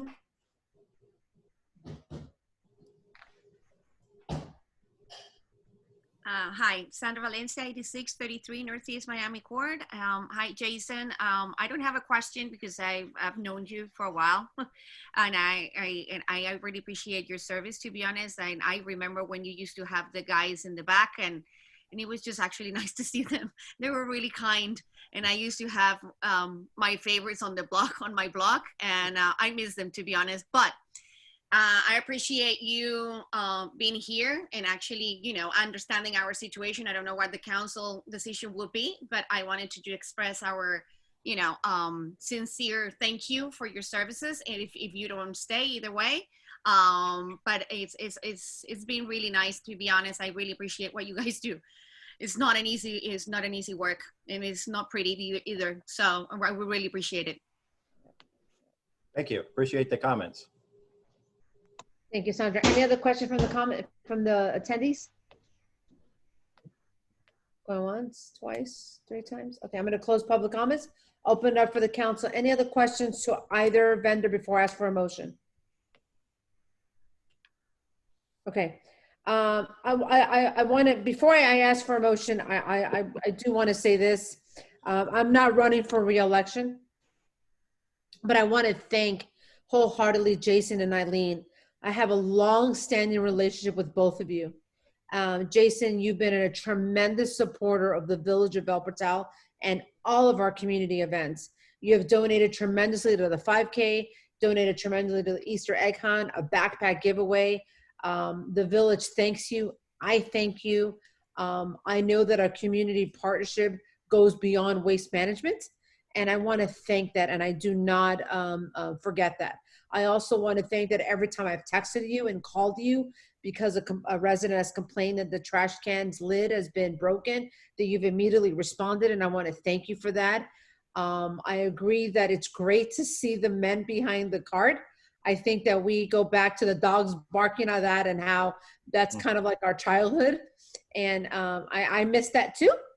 I will not tell you the gifts that my husband has given them during the holidays. Not money, but you know, but they deserve to be tremendously rewarded because it is a thankless job. So I want to thank you. And I also want to thank Eileen. Eileen, Waste Recycle, our many residents have asked that they want to see that more. So again, I want to thank both of you. Whatever the council decides, this is definitely a council decision. It's not a decision based on just one of us. As I said, I'm not rerunning. I'm going to go based on what the majority of the council will do, because it'll be the betterment for hopefully for the village, that I choose to not only remain in as a resident, as a business owner, that I will be here. But I do want to thank you because every time I have called you, every time I have texted either one of you, you both have responded immediately to every resident concern, to every resident annoyance or frustration. Both of you have been great community partners, and I could not thank you more. So having said that, thank you for your public service to the Village of El Portal, both Waste Management and Coastal Waste Recycle. Part of me wants to recuse myself from this vote because I feel I have a personal relation with Jason Neal and Aline Damasa. I know them both very well. And you guys have been fantastic community partners. You know that I can't thank you enough. So I'm going to shut up because if I don't, Councilperson Arber is going to say I talk too much. So I have to be quiet. You know, I have to say this until I leave in November, right? So I'm going to give him a hard time because one day he's going to understand me. So that's okay. I think it's a part of getting a little older. So I thank you, Jason, from the bottom of my heart. And Eileen, you know, I thank you from the bottom of my heart. You two have been fantastic, regardless of how many cans you've tipped over, regardless of how many lids you've broken, regardless how many trash you've left along Northeast 87th Street that Lily Pico will never forgive me for. I thank you for your service. Thank you, thank you, thank you, thank you, thank you. Having said that, I have a hand raised. Councilperson Roman has her hand raised. So I don't know if it's specifically to waste management, but Jason and Eileen, I thank you both. I am not going to make the motion. I am not going to make the second.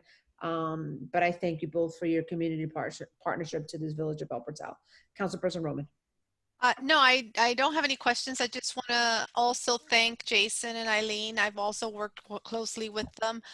You both have come out to do workshops, town halls with me in regards to recycling and trying to educate the community. And I reiterate what the mayor has said. Anytime that I've had any concerns, I've emailed both of you or texted you, and you both have replied to me immediately and have really resolved whatever the concerns have been. So I think both of you have been great partners. I'm also not going to be here I'm leaving in November. However, I do have to vote before that. So I will unfortunately have to make a decision before I'm able to, is that the majority, to hear the majority. But, it is something that I'm glad it's the two of you that, we're looking at because again, you guys both have been great partners. So thank you both. And with the events, as public affairs chair, I really appreciate your contributions, and anytime we've asked, anytime I've reached out, you both have been there for us. So thank you so much, Jason and Eileen. You're welcome. Thank you. Yes.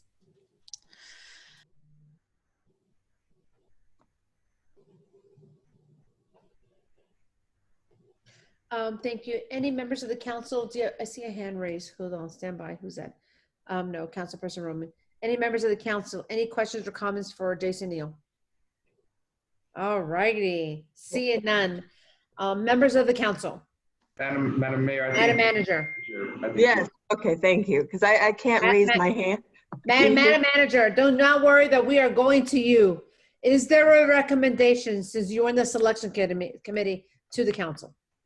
Well, I have to also reiterate that both companies were fantastic. My experience with both of them have been amazing. And I just have to thank you, Jason, for, always taking my calls, always helping me with things, and just, always being very helpful. So I thank you. And that's why it was very difficult to make the decision, but the recommendation of the group as a whole is to award the contract to Coastal. And I ask that you all consider that and just, knowing that it was a difficult decision that was made for us.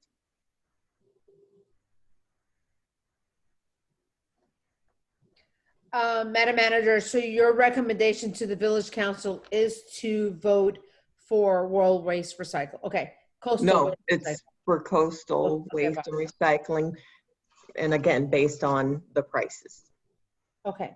To the Village Council, having heard the manager, you all have heard that she is making recommendation to, based on price, on the committee that she worked with, that they recommend Coastal Waste Recycle.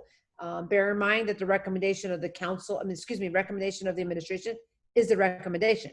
How the council votes is how the council votes. So having said that, is there a motion from the Village Council to accept either the recommendation for the village administration, which is Coastal Waste Recycle, based on the selection committee because of the pricing? Or is there another recommendation to a motion? All things being equal, I will make a motion to go with the committee recommendation of coastal. There is a motion made by Councilperson Urban to accept the recommendation of the selection committee to include the village manager of coastal waste recycle. Is there a second?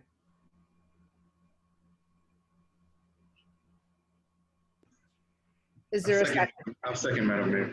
Okay, there's a second made by Vice Mayor Nickerson.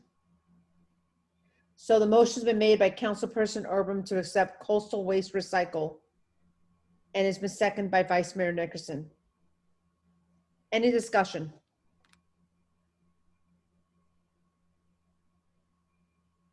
All right, seeing none, Madam Clerk, may I have roll call, please? Councilperson Perrella, Yes. Councilperson Urban, Yes. Councilperson Roman, Yes. Vice Mayor Nickerson,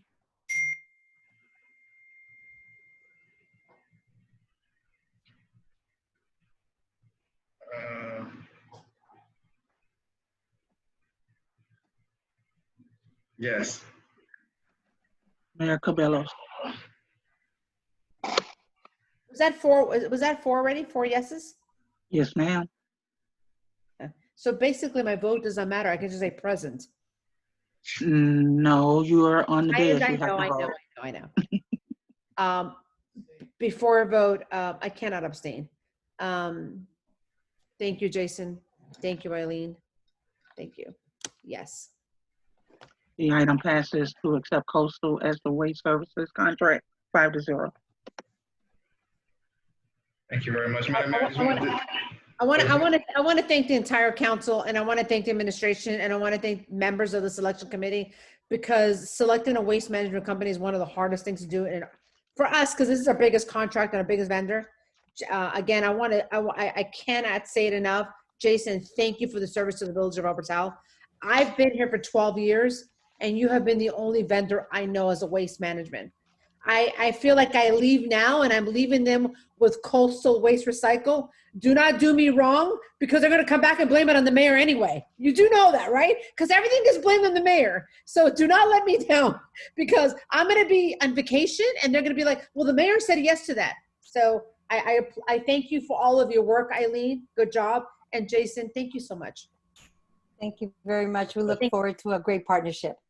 Thank you. Thank you. Thank you, guys. Jason. And I know thank you, I Eileen. know this is not easy, so thank you all. I appreciate it. Thank you, administration. Thank you, manager. Thank you to the selection committee that worked with the manager on doing this. And Jason, we will miss you. I'll be around. Not Lily and Pico, but we will miss you. I'll be around. All right. Okay. We are now moving to, it gets even more fun. Okay, now we're moving to the RFQ.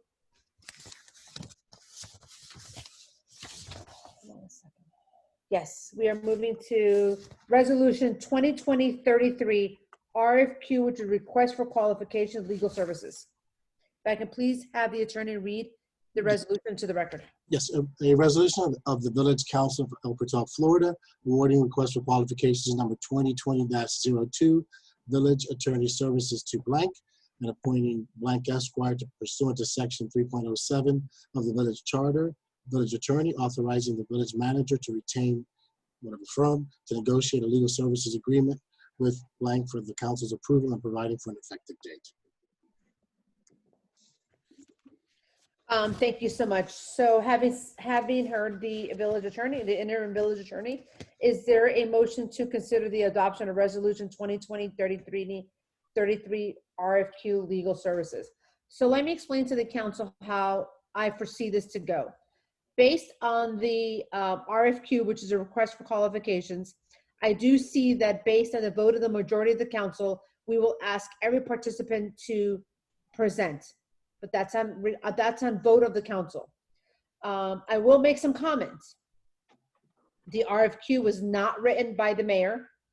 If I would go immediately based on the qualification format, some will be disqualified, but we're not going to get into that. We can get into that later. So I asked the council a couple of things. Number one, I'm going to ask for a motion to consider the adoption of 2020-33.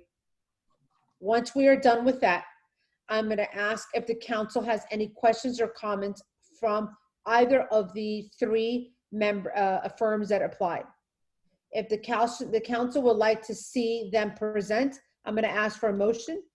I'm going to ask for a second, and I'm going to ask for a roll call, because that's what the RFQ requires. It says the council must request that for a presentation.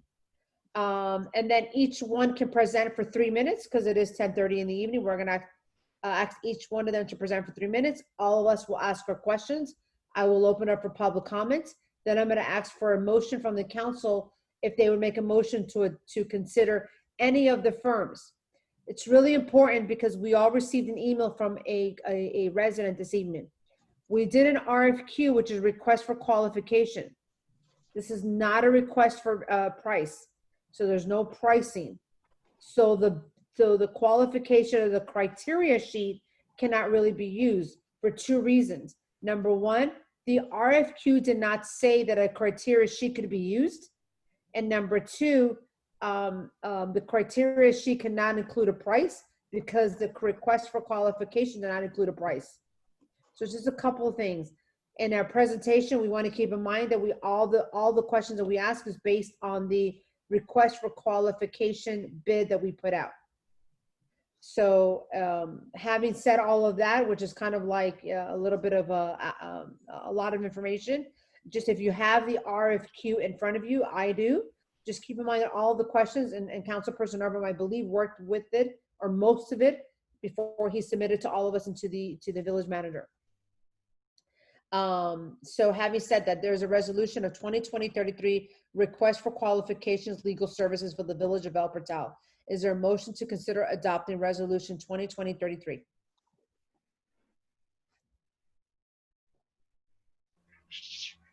I'll make a motion to adopt resolution 2020-33. Motion's been made by Councilperson Urban. Is there a second? Madam Mayor, I'll second the motion to adopt resolution 2020-33. There's a motion made by Councilperson Urban to consider adopting resolution 2020-33, and a second by Vice Mayor Nickerson to consider the adoption of resolution 2020-33 for RFQ request for qualification legal services. There's a motion on the table. I asked the council, is there a question or a comment, or would the council like to see a presentation from each firm that applied towards this RFQ? Forgive me, does that need to be in the form of a motion? Yes, if you want a Okay. presentation, it has to be in the form of a motion, yes. I would make a motion to have all three respondents make a presentation. Okay, so Councilperson Urban has made a request that each firm has, do you want to allocate a time? I would make a motion, I would amend my motion to allow up to 5 minutes, I would say, for this. Okay.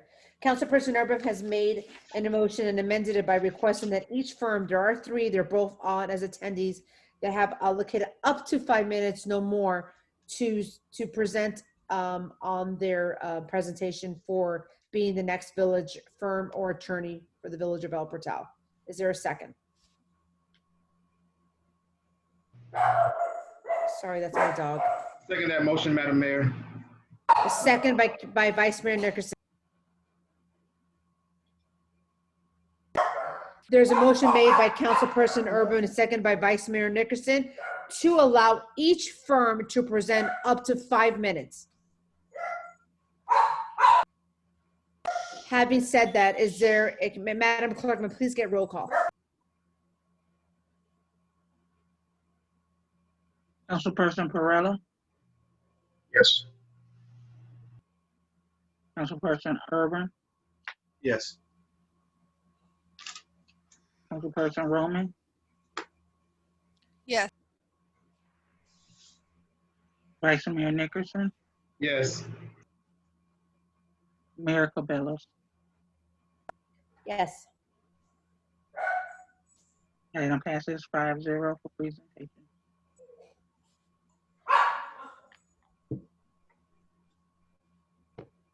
Thank you. So we're going to go ahead and move in alphabetical order so there's no favoritism in any way. So there were 3 firms that applied. We have the law office of Norman Powell, we have Greenspoon Martyr, and we also have Laytonham and Schultz. My apologies. So with that, we're going to go in alphabetical order. We're going to first go with Greenspoon Martyr, Norman Powell, no, Greenspoon Martyr, Laytonham, and then Norman Powell in terms of presentation. So Kyle, can you please let first in Joe Geller with Greenspoon Martyr? Is the council okay with that? It's in alphabetical order.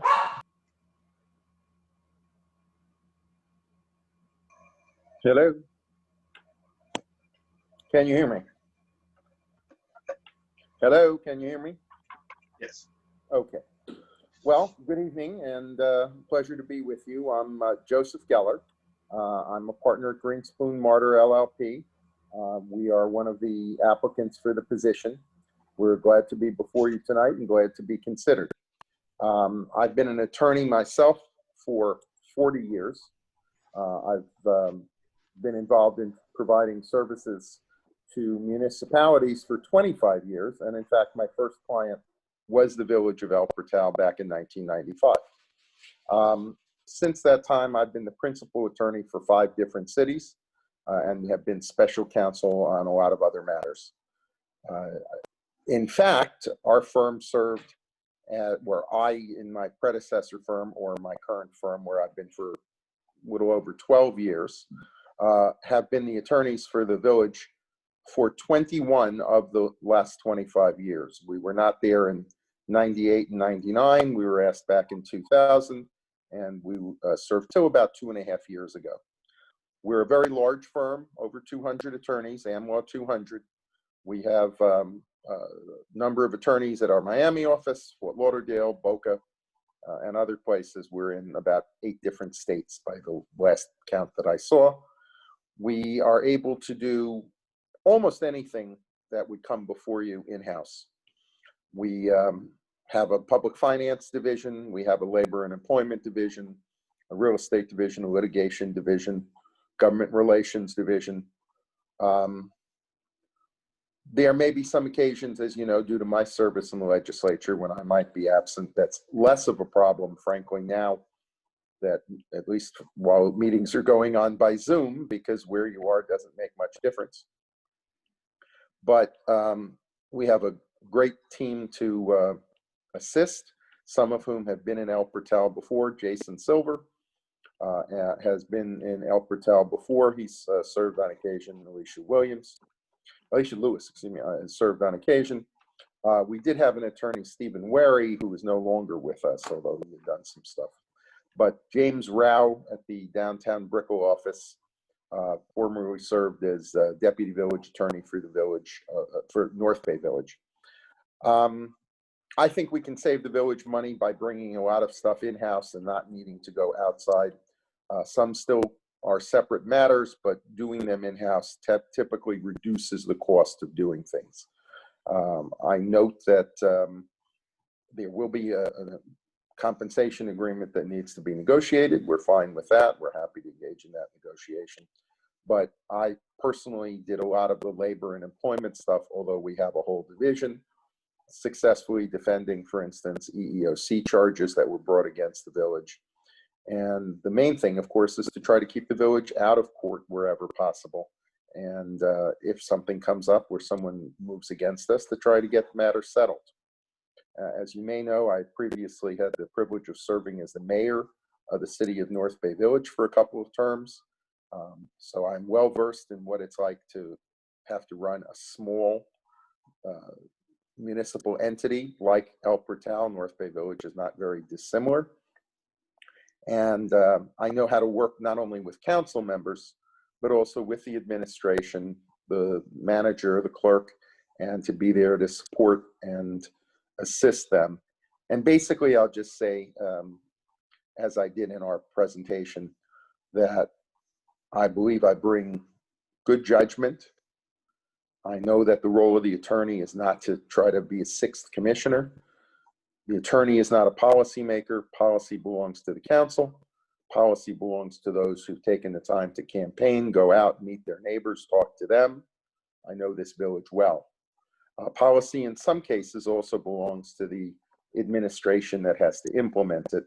The role of the village attorney is to be a problem solver, to be proactive, to take the policy decisions that are made by the council and to some degree by administration and help the council figure out how to get where it wants to get. I'm good at that. I know the ropes. I know what I believe I can help this village. I'd very much like the opportunity to come back. Thank you for giving me the opportunity to speak this evening. Good evening.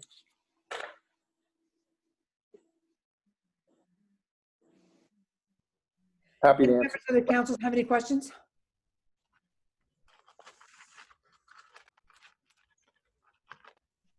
Vice Mayor Nicholson? Mayor, if I may. How you doing, Attorney Geller? Good to see you.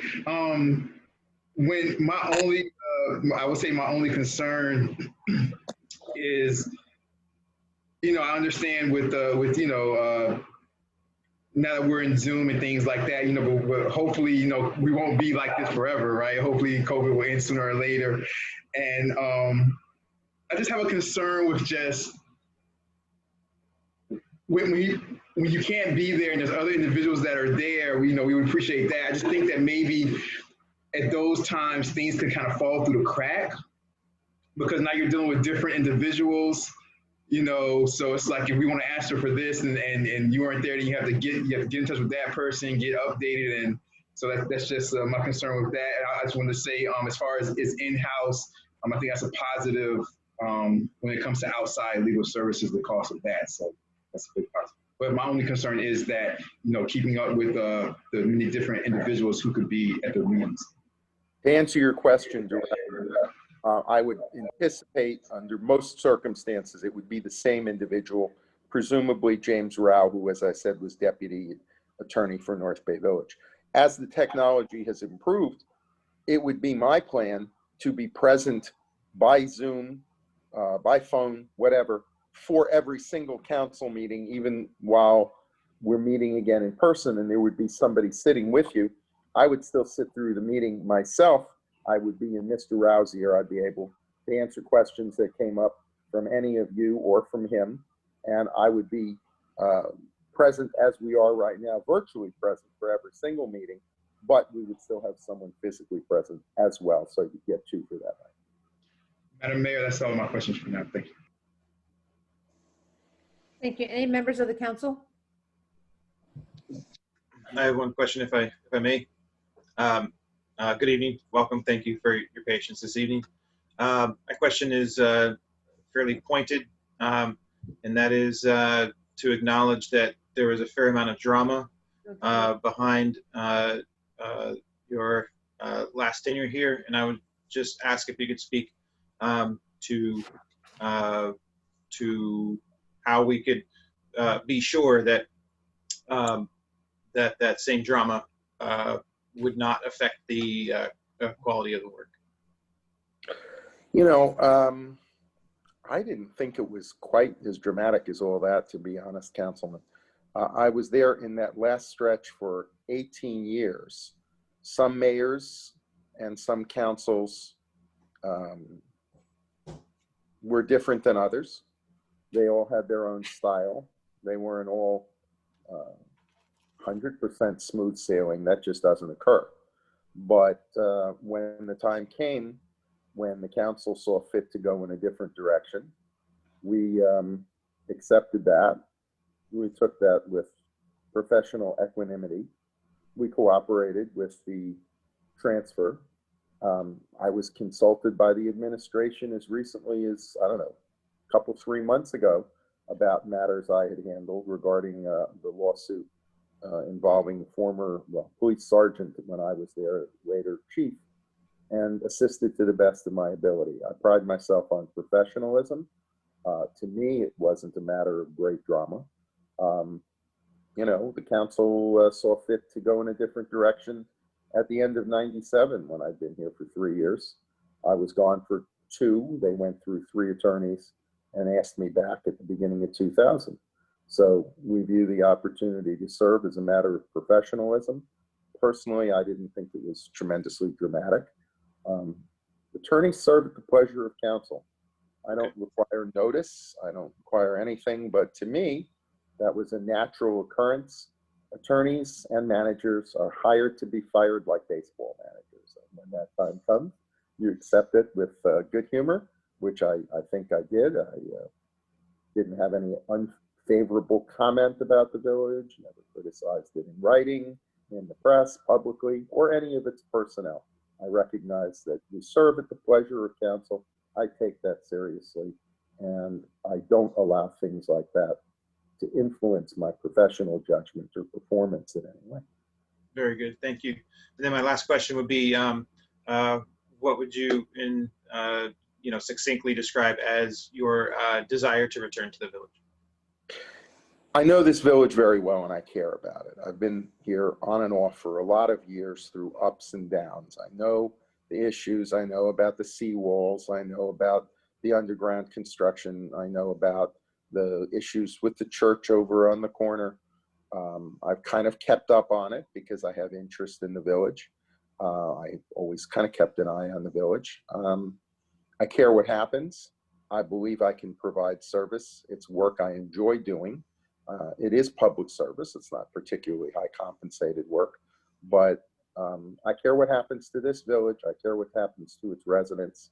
And like I said, I like being a municipal attorney. It's an opportunity to assist hardworking council members, most of whom, typically in small cities, are not some kind of professional politicians. They're residents who want to step forward and do a good job for their neighbors, to protect their property values, to protect their kids. I like that. I'd like to help with that. Very good. Thank you. That's all. That's all my questions.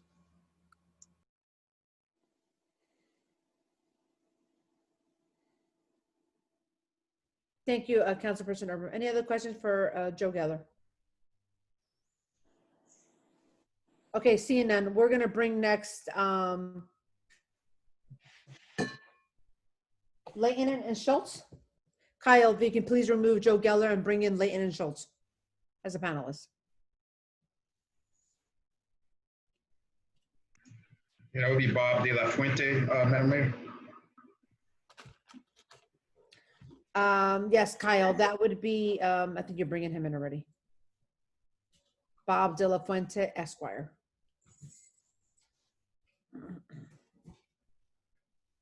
That's it.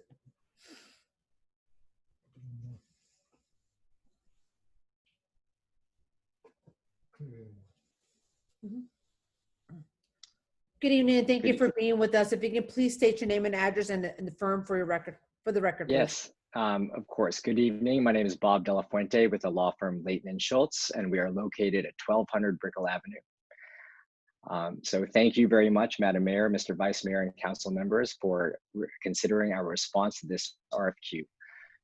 I realize that me and my firm are new to El Portal, but rest assured we are not new to the legal community. We've been around for a long time. I started my legal career in Florida as an assistant state attorney, where I worked for 4.5 years. So I continue to have good relationships with the state attorney's office, and I have a keen understanding of police work and the interaction that's required between the police and the state attorney's office and how to navigate those areas. After I was an assistant state attorney, I joined the law firm Two Cardenas, which is no longer around, but I worked there for many years where I made partner. In fact, I was there twice. I was there from 1997 until 2004. I left to work as Director of Florida Development for a New York-based developer. And then in 2006, I came back to Two Cardenas, where I worked until 2014, when my partners and I at Leighton and Schultz left to form our current firm, Leighton and Schultz. So I started doing land use and local government in around 1999. That's an arena that I have enjoyed since then, and that's what led me to actually work in private development, because I wanted to make the leap from working in the law firm to actually working on the business side of things. So during the course of my career, I have worked mostly in Miami Beach, Miami, and Miami-Dade County. In fact, I think the last time I saw your city attorney was back in around 2000 when we were opposite each other in a bid protest in Miami Beach. So it's nice to see you again. Time flies. I'm currently board counsel for the Early Learning Coalition, which is a quasi-state agency. I'm sure you are all familiar with it. And I worked for the Early Learning Coalition when I was at 2 Cardenas for a number of years.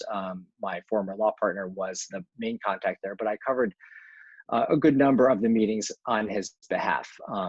About 3.5 years ago, we were selected as board counsel for the coalition. So in that capacity, I attend all the board meetings.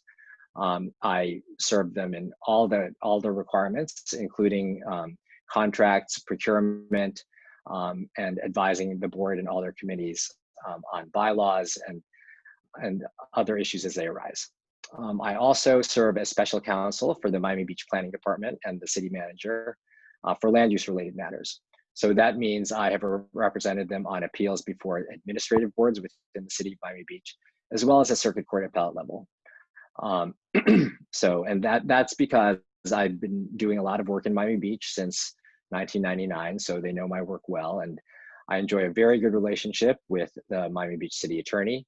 I've always enjoyed doing that kind of work, and he's allowed me to actually be able to help him out in the city of Miami Beach as well. So that's been good for both of us. My firm has extensive city attorney experience, as Dexter Leighton was the village attorney in Palmetto Bay for just until about this past December. So I would serve as backup for Dexter on occasion, where I'd sit with the commission. I regularly worked with Palmetto Bay staff on their village issues regarding procurement, contracts, and zoning. So we are very familiar with serving in a city attorney role as well. We are a small firm, but we have a deep bench. Amanda Corkhand is my very close colleague who is board certified in land use and local government law. We worked together at 2 Cardenas, and then after that, she was actually an assistant city attorney in the city of Miami, where she advised the planning and zoning boards and staff, and was also a litigator. So she has also been instrumental in our representation of the Early Learning Coalition. Again, Dexter Leighton, who was the village attorney for Palmetto Bay, is available. And Claudia Reedy, my other law partner, serves as special counsel to the village of Wellington, where he represents the village in a variety of land use litigation matters. And he's also been instrumental in helping me with my representation of the Early Learning Coalition with their board and contracts issues. So as you can see, we understand the needs of government agencies and municipalities. We understand efficient staffing, and our size firm, we're small, but that allows us to have a deep bench for a small firm, and we are also able to be nimble and responsive to clients' needs. Our experience is detailed more in our proposal. We believe we have the right experience for the village, and we welcome the opportunity to work for you. And I'm happy to answer any questions you might have. Mr. De La Fuente, thank you so much for that elaborate entry of explanation of your firm and yourself. I appreciate that very much. Any question from the members of the council to Mr. De La Fuente? Attorney De La Fuente, my apologies.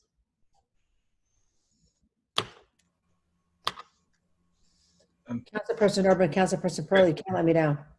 Of course I have questions, but I'm happy to allow someone else to ask questions first. That's okay, Gary. You got to remember, you and Vice Mayor Nickerson and Councilperson Rolo are the future. So Councilperson Roman and I look to you guys to ask those questions.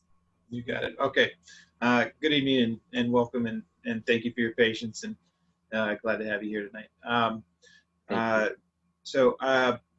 I read through, obviously, your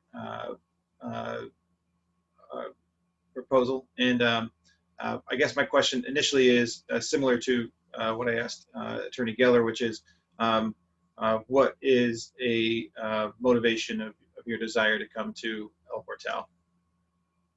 Well, it's a combination of things. As I mentioned, I started my legal career in government service.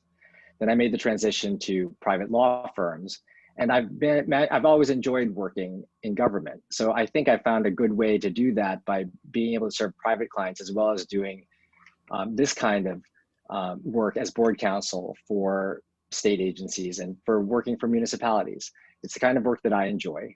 I enjoy working with collegial bodies, and I enjoy the variety of issues that come before commissions. So as far as El Portal goes specifically, I'm relatively new to the area. I moved to Miami Shores not very long ago. So I am local, and I would welcome the opportunity to work here.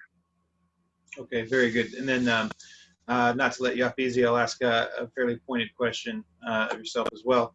And that would be, in terms of the discussions we've had tonight regarding needs for specialty or outside counsel, it sounds like your strengths lie in issues of development, zoning, land use, things to that nature.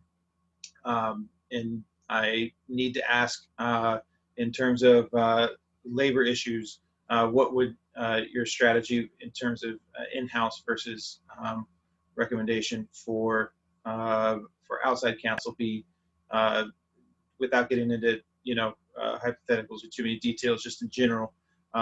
Would you be able to speak a little bit to your firm's ability to handle specifically labor issues? Yes, well, this is something that we deal with our representation of the Early Learning Coalition. We handle employment issues to a certain level in-house, but once they reach a more complicated level, we know what we don't know, and we're happy to acknowledge that.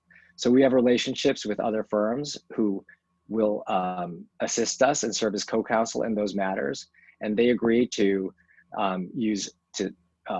have similar rates to the ones that we charge the Early Learning Coalition, so that the efficiencies are carried over in that situation to the client as well. So that's how we deal with that. And there are several firms that we like to work with, and of course that would be subject to council approval.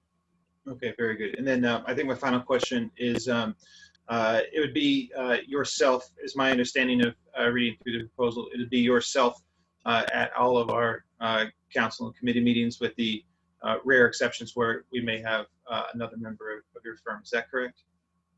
Yes, that's correct. That's the plan. That's how we do it with the Early Learning Coalition. In the 3.5 years that I've been board counsel, I've only missed one board meeting. Similarly to, we would arrange it so that whoever, if the occasion arose where I had to be absent, I could be, I would make sure that they were well prepped for whatever could arise at the meeting. Okay, very good. Until I come up with another one, I think I'm good. Thank you very much. Thank you. Thank you, Councilperson Norman. Any other questions from any of the members of the council? All righty, seeing none. Going once? Twice? I have one question, Mr. De La Fuente. So your firm represents how many municipalities in Miami-Dade County? You as special counsel? As village attorneys? As village attorney, we don't currently represent any other municipalities. In Miami-Dade County? Our Palmetto Bay contract. And I'm sorry? In Miami-Dade County? Correct. We do not serve as village attorney in any municipalities in Miami-Dade County right now. We serve as special counsel in Miami Beach, and that's it. Okay. Any other questions? Okay. Thank you so much. Let's go ahead and bring in the Law Office of Norman Powell. Thank you. No, thank you. Yes. Good afternoon, everyone, or evening by now. First of all, whatever the outcome tonight, I just wanted to say it's been my distinct pleasure to work with everyone in the village. One of the things that I've always wanted to do was be a village attorney, and I've been Yeah. able to fulfill that. Of course, come on. goal. But this is about qualifications, and I'm glad Mr. De La Fuente remembered our experiences, because I've had experiences with Mr. Geller, Mr. De La Fuente, and they're fine lawyers. Cannot take anything away from them. But I would be remiss in not telling you that I believe I am the absolute most qualified municipal attorney this side of the Mississippi. There's no one that has better qualifications, and I'll just take the time to highlight that. I'm an AV-rated, peer-review rated attorney. That's the highest rating you can receive from your peers. I'm also a certified mediator by the Florida Supreme Court and a magistrate in the 11th Judicial Circuit. Over the 30 years I've practiced law, I've focused solely, or principally is a better way of saying it, on just governmental and municipal matters. That has included representing the Florida Senate in 2 decades in its redistricting and reapportionment of the state of Florida. That's resulted in me going to the United States Supreme Court, where I've reported decisions. I've gone to the Florida Supreme Court several times, where I also have reported decisions there. I have tried the most seminal cases involving bid protest procurement, and that's the RN expertise. It was a 96-page opinion that was written by Judge Van Landingham, and that was my successful outcome. I've also represented cities as outside counsel, including North Miami Beach, North Miami, Miami Beach, Florida City, in all aspects of municipal representation, including land use, procurement, bid protests. I've served as a magistrate for the Miami-Dade County Procurement Department, where I resolved most of their bid protest matters. When it comes to a village attorney, I think Mr. Gallo said it best. It's a calling, it's a public service, and I also think Mr. De La Fuente said the best thing also. You have to know what you don't know.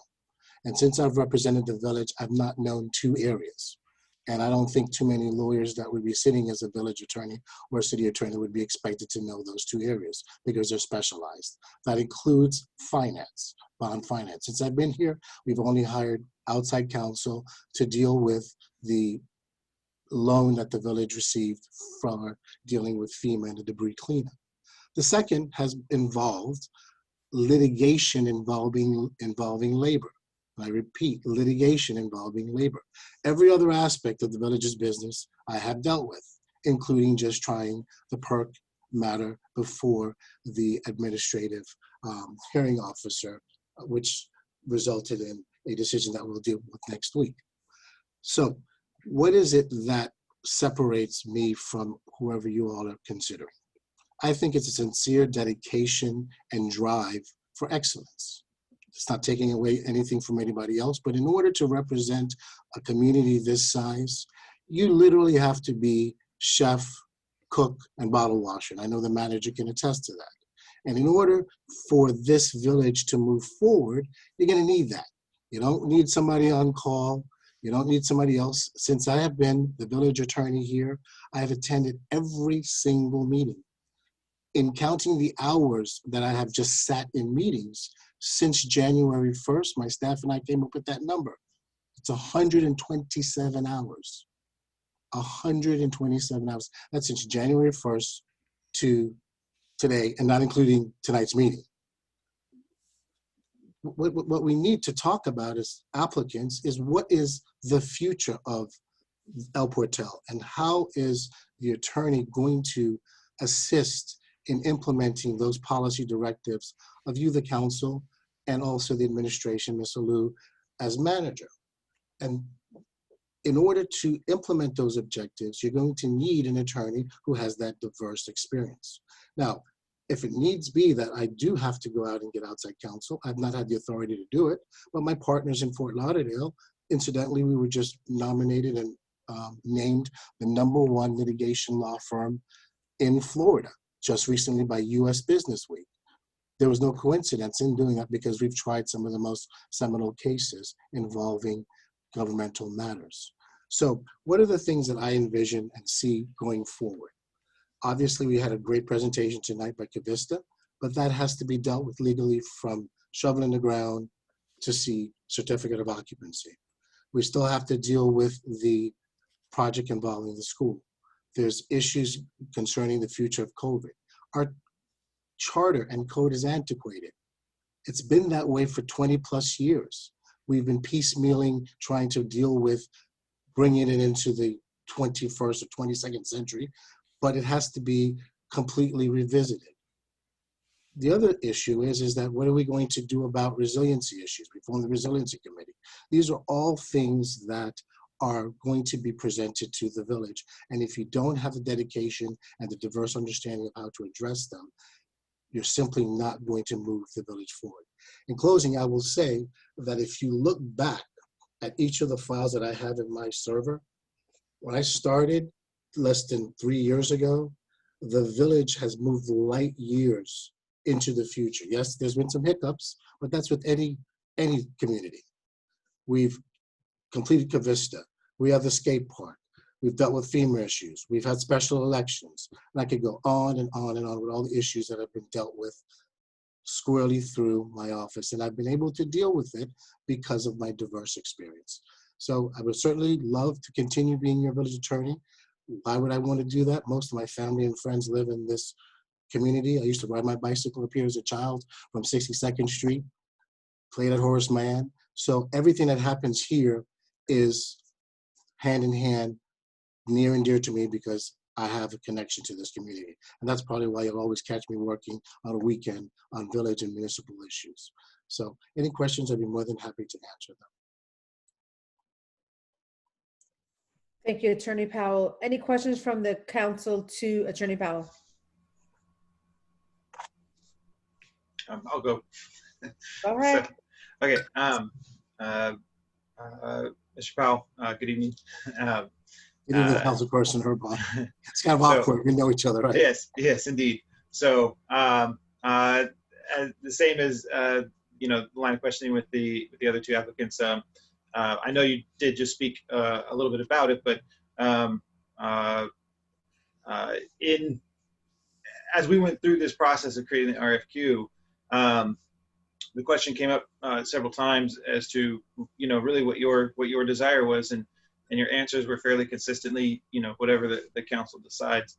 And so I'd just like to give you just another minute, if you could, just to talk about what your desire is to continue on with El Portal. I know you just outlined quite a bit of it, but right. My desire is to finish the work and to finish what's been started and to finish it in a highly professional manner for the benefit of the residents of this community.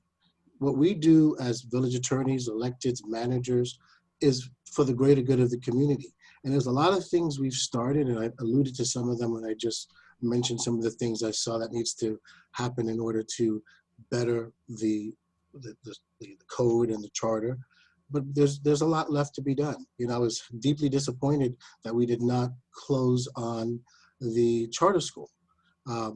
Incidentally, that was a lot of work. We almost got that to the finish line, but that's left to be done.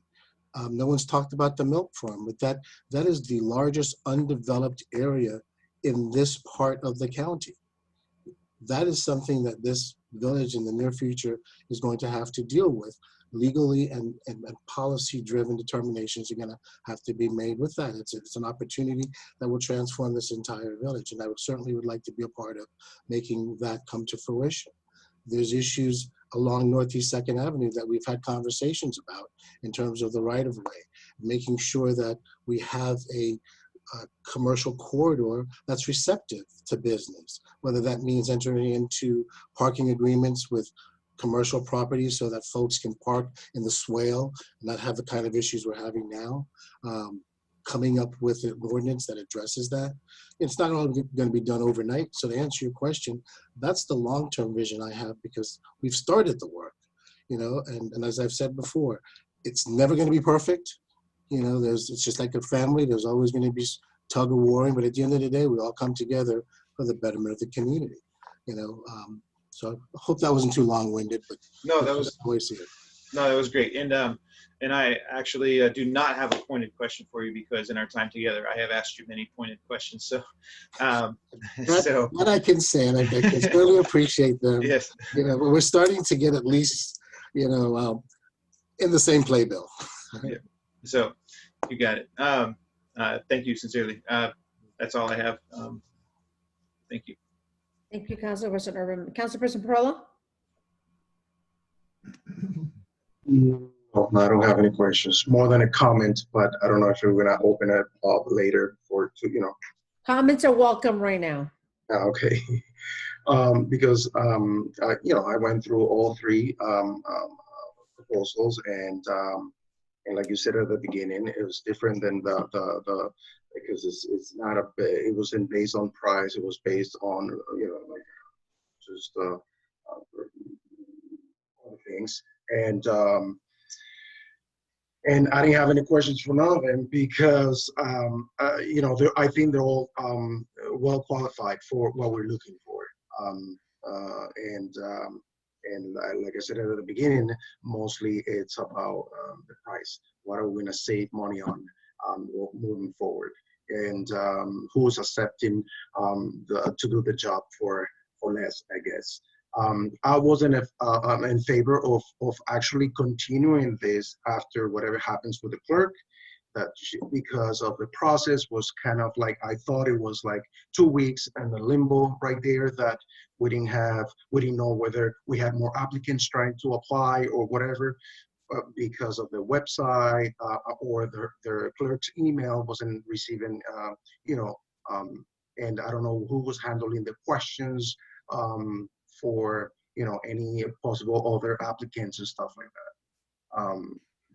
That was and I actually contacted the village clerk, the village manager, Mrs. Alou, in regards to that, whether we should have stopped the process or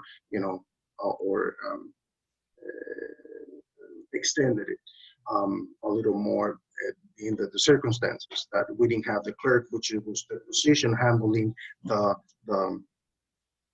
process for the lawyers.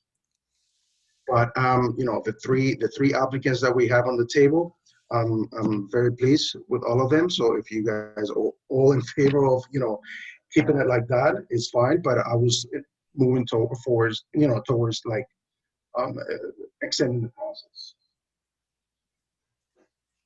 Thank you, Councilperson Barilla. Any other questions or comments from the council to Law Officer Norman Powell? Okay, seeing none. I'm going to close the council meeting, open up to public comments right now.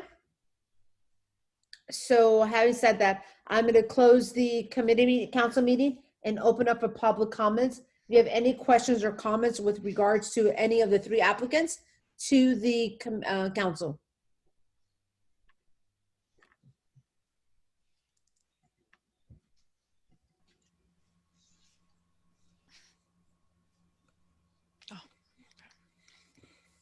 Kyle, we have Sandra Valencia, who is coming forward as a public comment. Please bring her in.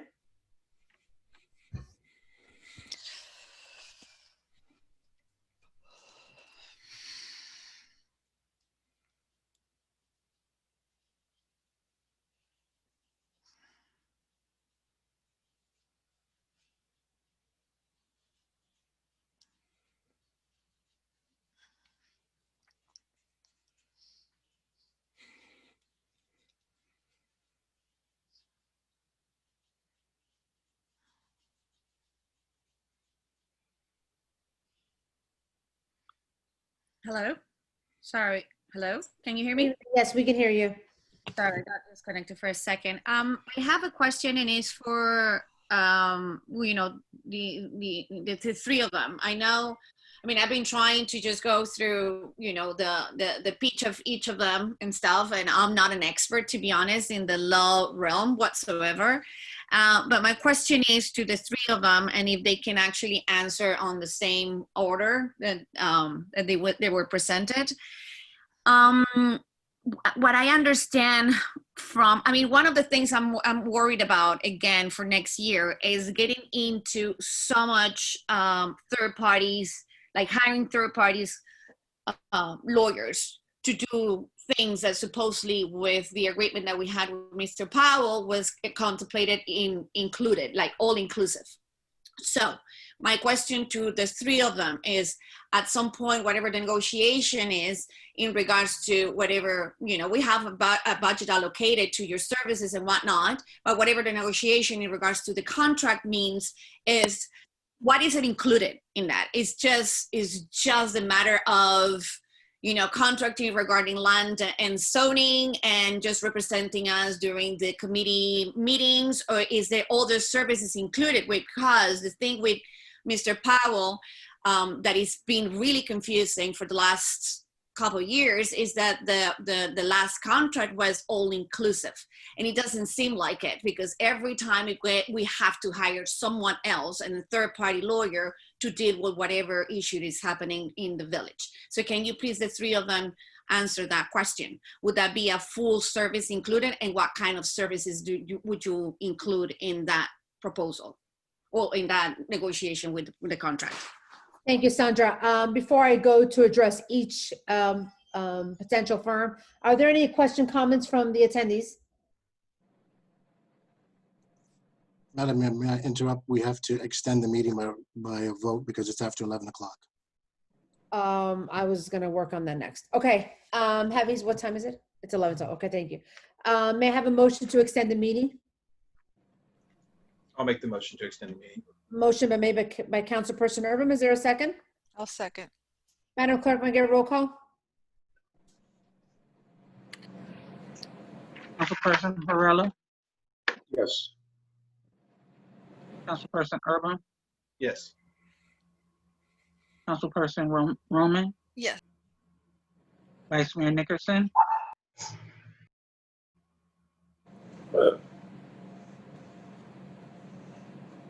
Vice Mayor Nickerson.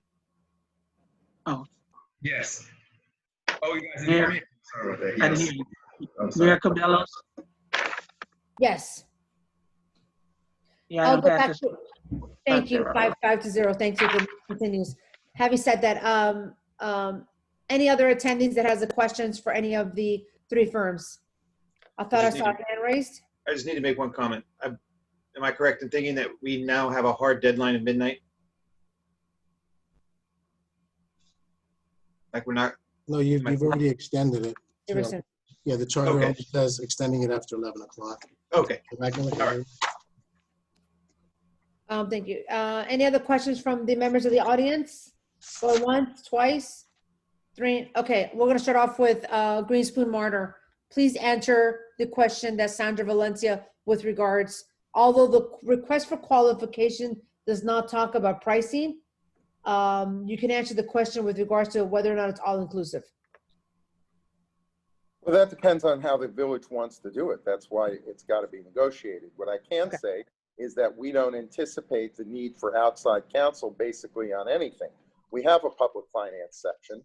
We have a labor and employment if it gets more complicated than I can handle. We have litigation. We have real estate.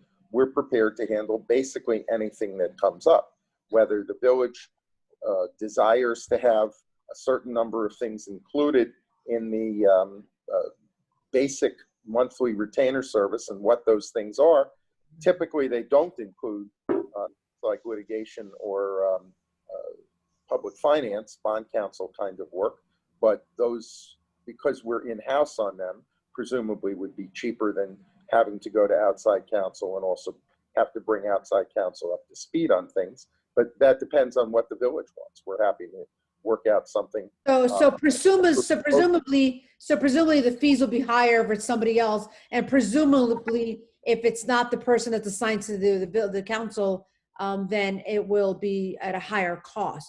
So No, ma'am, the one attorney that's assigned from the firm is not necessarily gonna have all the answers, is not gonna be the one attorney that's gonna handle every single case, like litigation, like bond, that would come at a higher cost. No, I didn't say that at all. I'm sorry, that's not what I said. What I said is that we can handle, first of all, I do most of that myself. I used to do our labor negotiations myself. I used to sit in with the PBA. I handled things like our successful defense and EEOC charges brought against us and other matters like that. So typically I expect it to be me. If there are highly specialized services, we can them in-house on a negotiated basis, which is generally going to be cheaper than going to any outside counsel. Okay, great. So let's go to Mr. Bob De La Fuente from Laitman and Schultz. Thank you. Again, I know what I don't know, and it would be very hard to say what all-inclusive means. What we can do is when it comes time to negotiate the contract, we can specifically define what would be included in the price that is charged to the village. If there comes a time when there are areas outside of my wheelhouse or outside my partner's wheelhouses, then that is something that we would be very upfront about and let the village council know that we would want to bring in outside help for that. Now, when we bring in outside help, as I mentioned before, we look to work with lawyers who will honor the same or similar rates to what we charge the village. So the idea would be that the net cost would not really go up for the village unless it's something, an area that is specifically excluded in what would have been predetermined as something that was in the included realm of services. So that's how we would be able to address what the all-inclusive would be.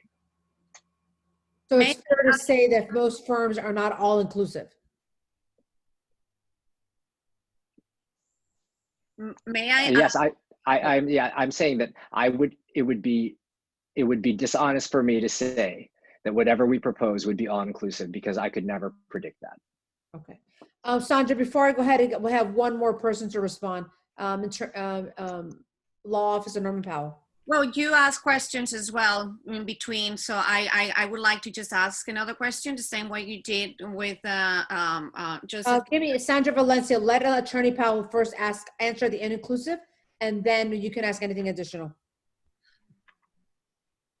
Right. Well, I think there's a distinct misunderstanding of what my representation agreement is with the village, and I think Ms. Valencia and others have, come or morphed into this all-inclusive term. There's no such thing as all-inclusive. What the agreement calls for is that I charge the village a flat retainer, and the agreement specifically provides or allows for additional billing actually when there's litigation, and it sets the rate. But since I've been here, I've never actually charged an hourly rate for any litigation that I've participated in or actually prosecuted on behalf of the village as a courtesy to the village. I think Mr. Geller and Mr. De La Fuente have stated exactly how this process works. If you have a department in a large firm that has bond finance or labor litigators, well, you can walk down the hall and say, this is the rate we've negotiated, as Mr. De La Fuente just said, and that's what the village would pay. They would have to honor it. Usually, and by the way, and I said it in my presentation, because this is really a red herring, and I don't know why it keeps coming up. In the 2.5 years I've been here, we've only hired outside bond counsel, and that's through the manager's office, and that rate was negotiated through the manager's office, as I mentioned, for the financing agreement. And we've utilized a labor litigator whose rate was negotiated again by the village. So to the extent that, there's this vacuum of statements about always having to go out for outside counsel, that doesn't comport with reality, because we don't do it. We've negotiated through this office the collective bargaining agreements. We've negotiated the reopeners.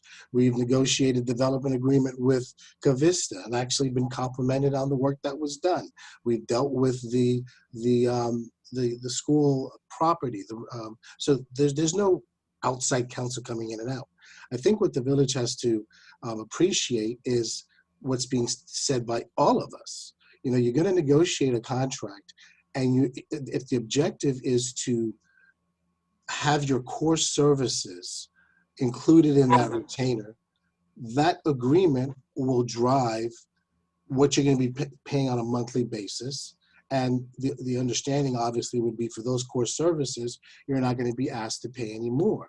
However, if there comes a time when you're going to go into an area, just like every other representation agreement provides for, you're then either going to go down the hall, if you're at Mr. Geller's firm, and go into the bond department and say, this is the rate we've discussed or negotiated with the village, this is what we're going to charge per hour.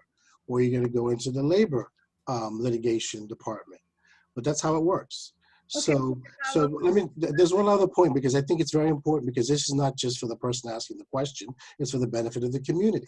Correct. If you- And if that's you what, look- if- that's what I bring it up. I brought it up because Can I finish? Sandra Valencia, I need you to please let the attorney finish speaking. Thank you. Right. If you look at what is being presented with other villages, for example, if you look at Biscayne Park budgets $75,000 a year for their retainer. Well, Biscayne Park doesn't have a charter that requires there to be 6 committee meetings, and on average 4 to 5 meetings per month where the attorney is in attendance. But even if you look further than that, Biscayne Park has a reserve of $30,000+ just to deal with labor issues.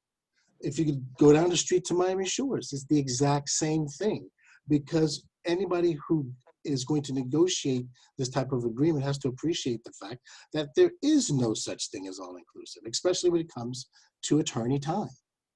You can say you want a $75,000 contract, but you can't have meetings that total, since I've been here, 200+ hours, and think that you're going to have somebody there at every single meeting and preparing for that meeting, and also preparing the resolutions and attending all the meetings at the same time. So that's going to be part of the negotiation that has to happen. And that's where you may be able to realize some of the cost savings, if any. Well, my question to all of you guys, to all the Sandra Valencia, any other additional questions? I am, and I'm talking right now. So my question to all of them was, because the attorney we have right now was brought up 2.5 years ago, and it was brought by the council or whatnot at the time, with the explanation that our fees were raised so much from the former than to this one because this was all inclusive. So that's how it was presented to the residents. It was presented and accepted by the council. So that's why my question is coming to you guys, because that was promised 2.5 years ago.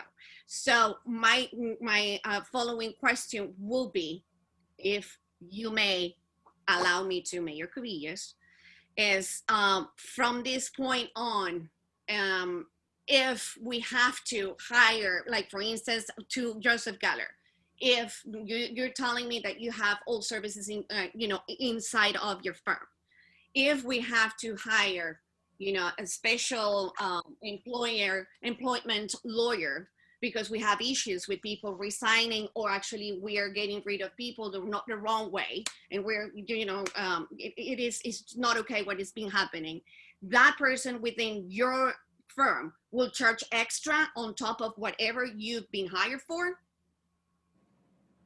Okay, Sandra Valencia, let me explain something. So this is public comment, and this is public comment. So you must let me speak. If you want to speak all the time, then you need to run for office. But you must let me speak, because it's 11:30, and to all due respect to all of us on here, you must let me speak. And I'm asking questions. Having said that, you can ask any comment and you can say anything, and I can move the meeting forward. But this is good and welfare, and I do not have to ask every single candidate to have to answer every single question. So let's choose our questions wisely so that we can move forward. So having said that, with more than 3 minutes, because Lillian Pico is timing us, please, what are your exact questions? I'm ready to answer it. May I? Yes, please. So Sandra Valencia, what other question besides that do you have before I wrap up the 3 minutes, please? I just said that, and the 3 of them can ask. Okay, thank you. So having said that, Joe Geller, please answer her question. Okay, first, it depends on how we negotiate the contract, and I'm open-minded on that.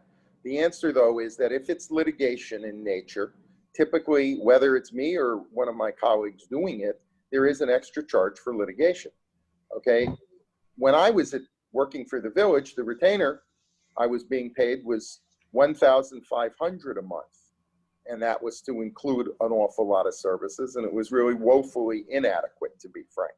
So it should have been raised and it needed to be raised. But litigation typically is extra. Bond counsel typically is extra. Typically, I can secure those at the same or at least similar rates for hourly work that I'm charging for hourly work. But if it's litigation, I mostly would do that myself. I might consult with a colleague about some of the issues, but I anticipate doing that. Bond counsel usually is negotiated rates based on the complexity, the size, and what's involved in it. So it's really, I don't think it's necessarily in the village interest to say we're doing something on what's called all-inclusive, because if the retainer is fixed high enough to cover anything that might come up, and then things don't come up, you're paying money you don't need to pay instead of paying on an as-needed basis with a more modest retainer. Okay, thank you, Joe Geller. Having said that, Sandra Valencia, do you have any more questions? No, thank you. Thank you. Any other questions from the public? Warner Dreyer, please bring him in.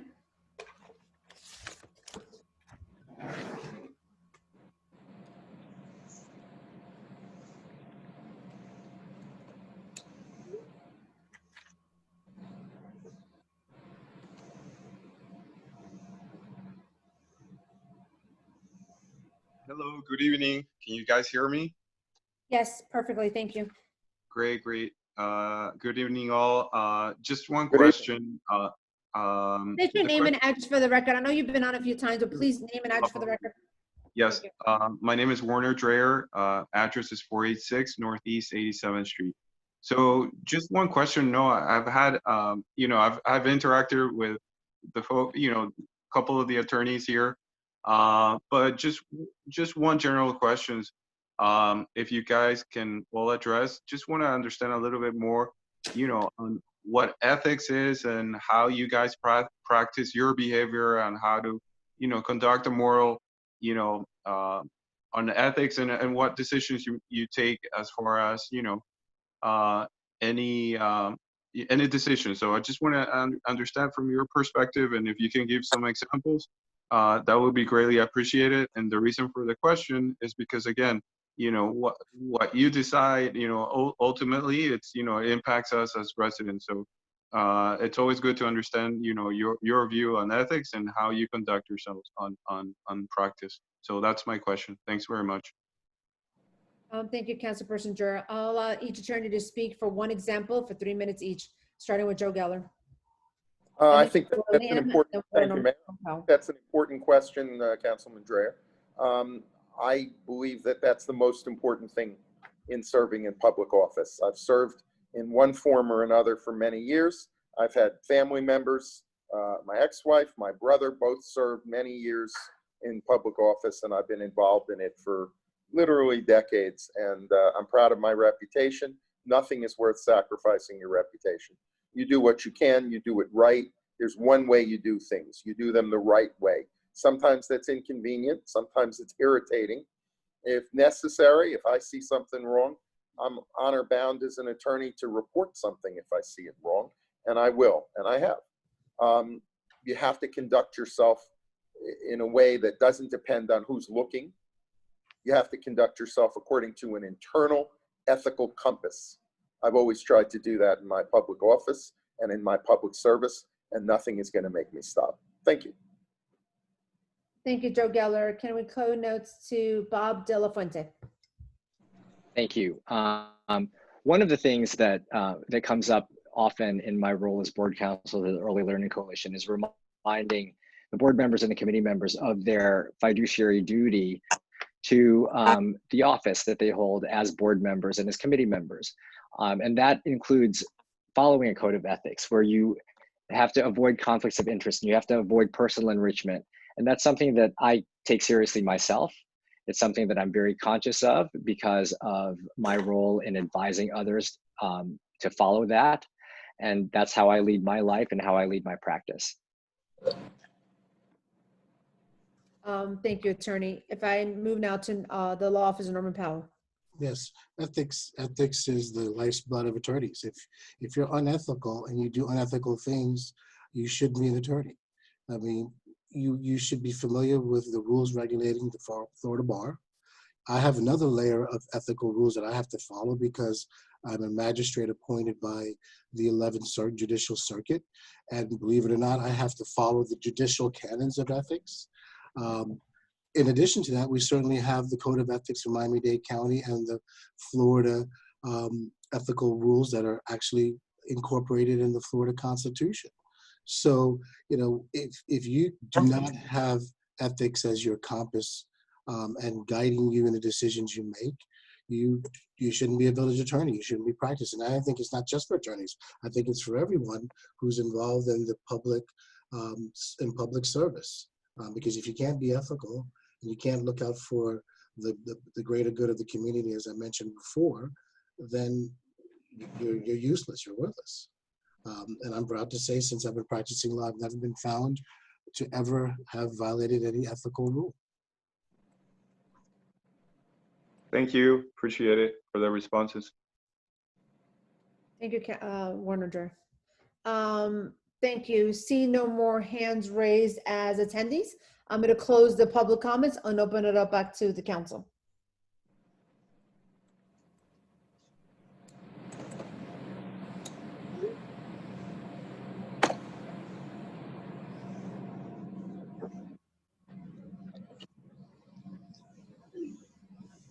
Is that my cue?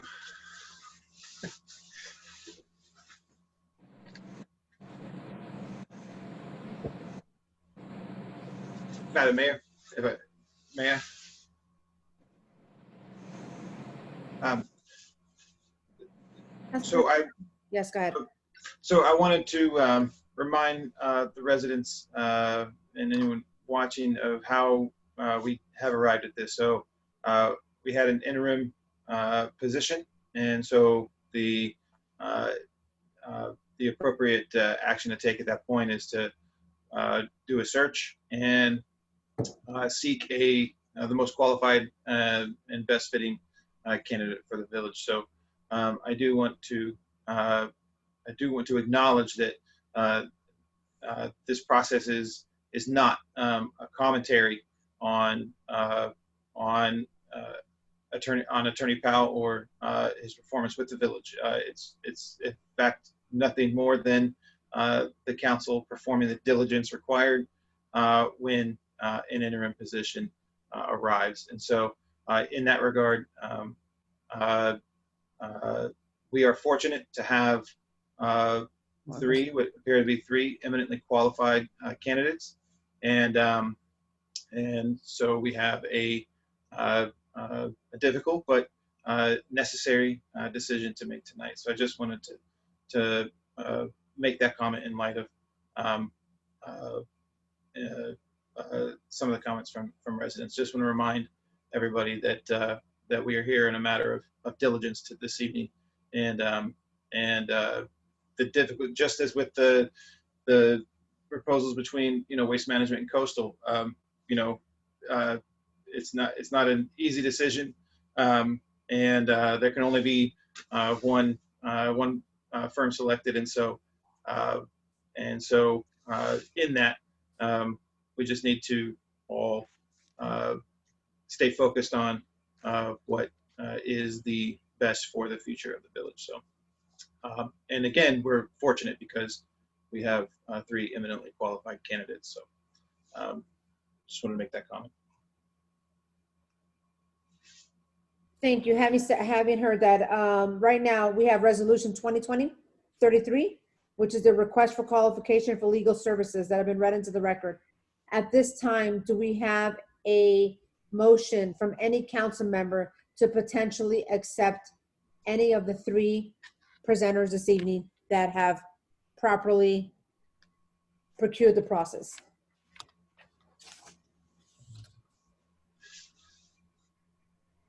Okay, so I will make a motion to select the firm of Layton and Schultz.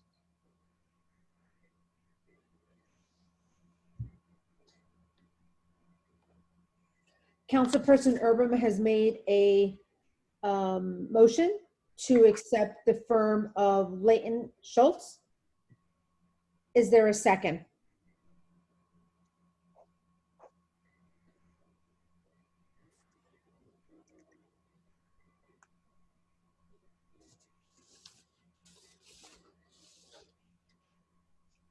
Going once? Going twice?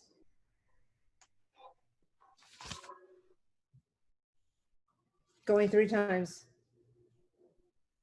The motion dies for lack of a second. Is there a motion from the members of the council to accept any of the 3 firms set forth? Yes, I'll make a motion to accept Mr. Greenspoon matter, Joseph Keller. Councilperson Luis Perola has made a motion to accept, to consider a Greenspoon martyr. Is there a second?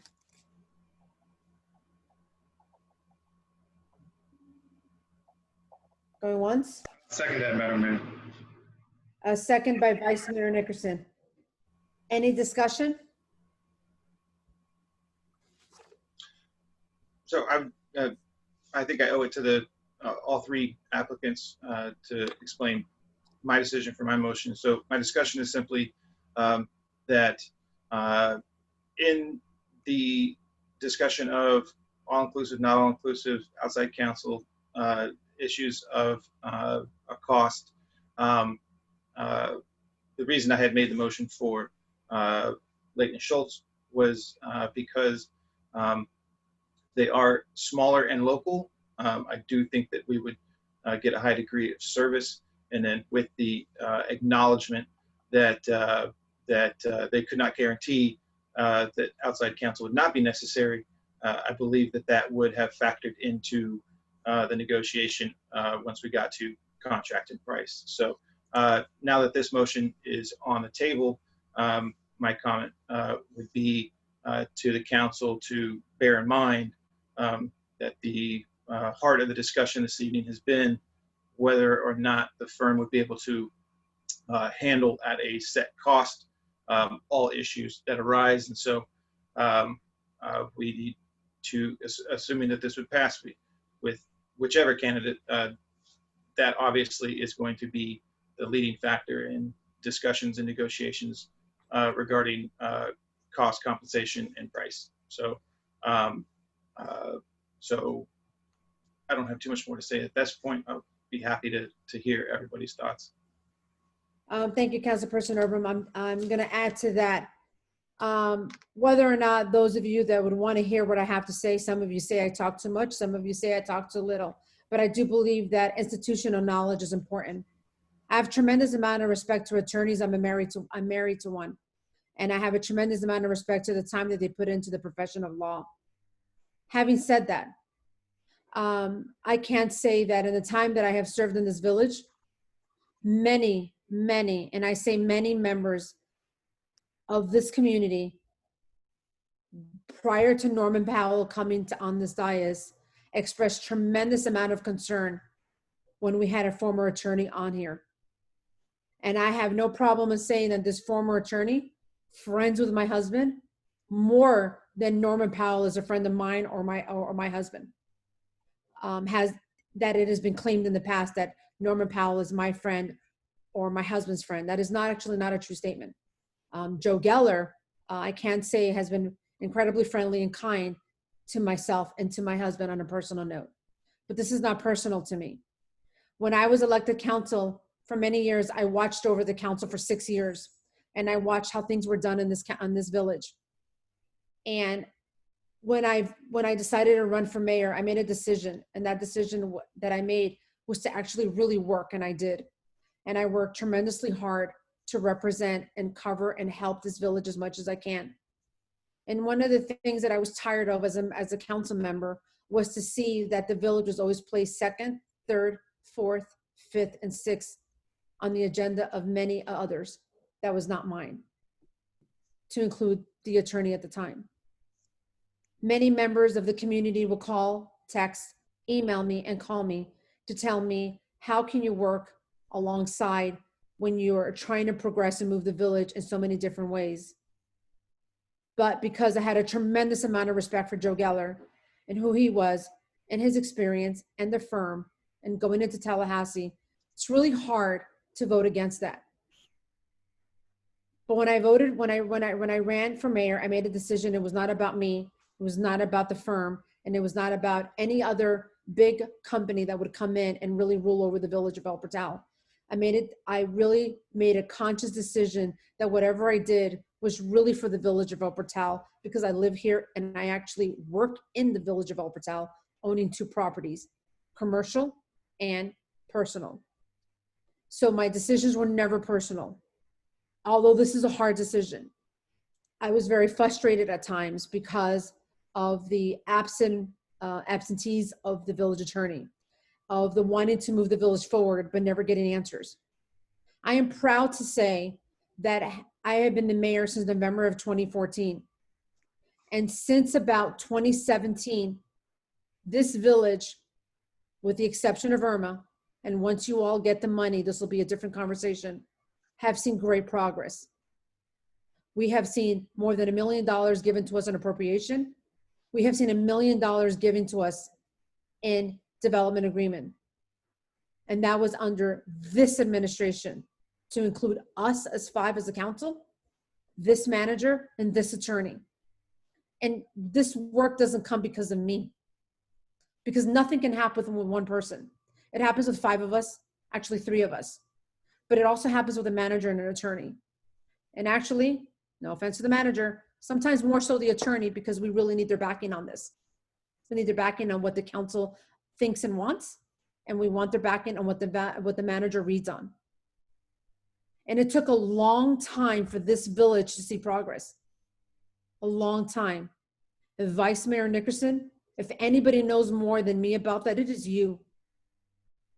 It is you, because we have not seen the progress that this village deserves. We have not seen progress that this village needs, and we're seeing it now. I am not saying that I am perfect, because I am so far from it, and I am far from the manager, the attorney, and any of us to be perfect, because we all have a lot to learn. I learned a lot tonight, and I learned a lot from every meeting that I come to.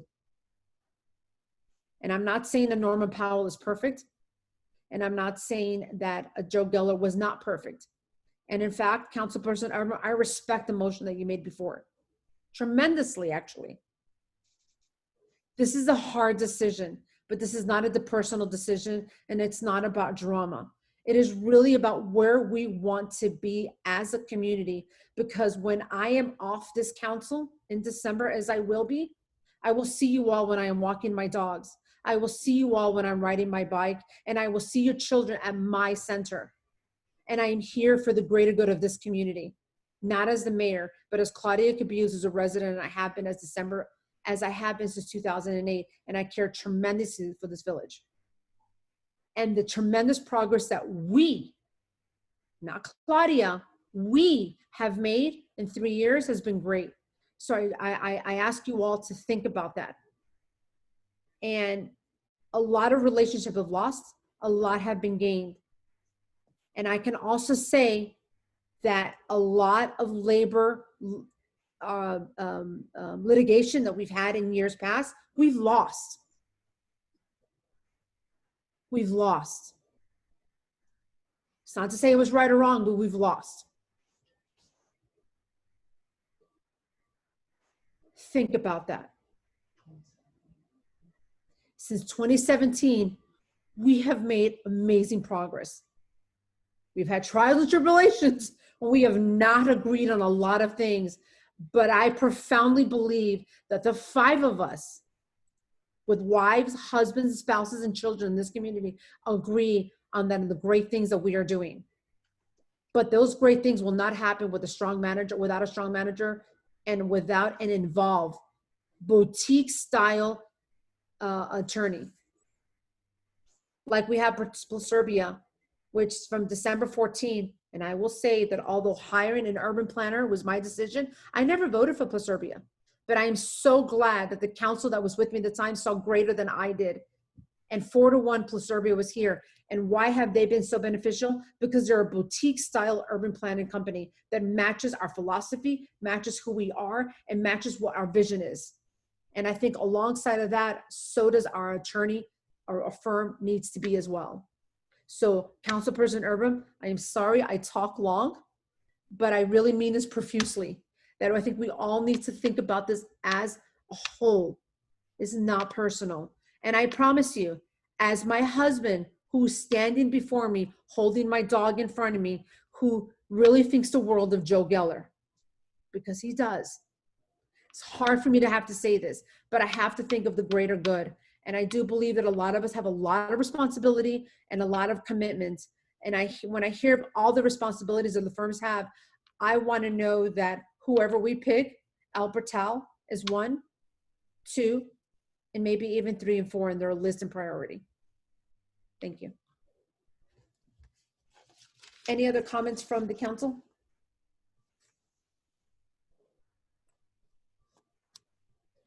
There's been a motion made by Councilperson Perrella, and there was second by Vice Mayor Nickerson. Am I correct? Madam Clerk, may I have roll call? My apologies. Oh, no, go ahead. I see a hand raised in attendees, but I guess we can do it afterwards. Madam Clerk, may I have roll call? Madam Mayor, we can't let the attendee in before, just in case they have to say something like according to like the vote we're about to take, maybe. Does the council want me to do that beforehand? I think we should. Okay. My apologies. So let me close the council meeting real quick and let in Ibis Garcia. Ibis Garcia, Kyle, let her in, please.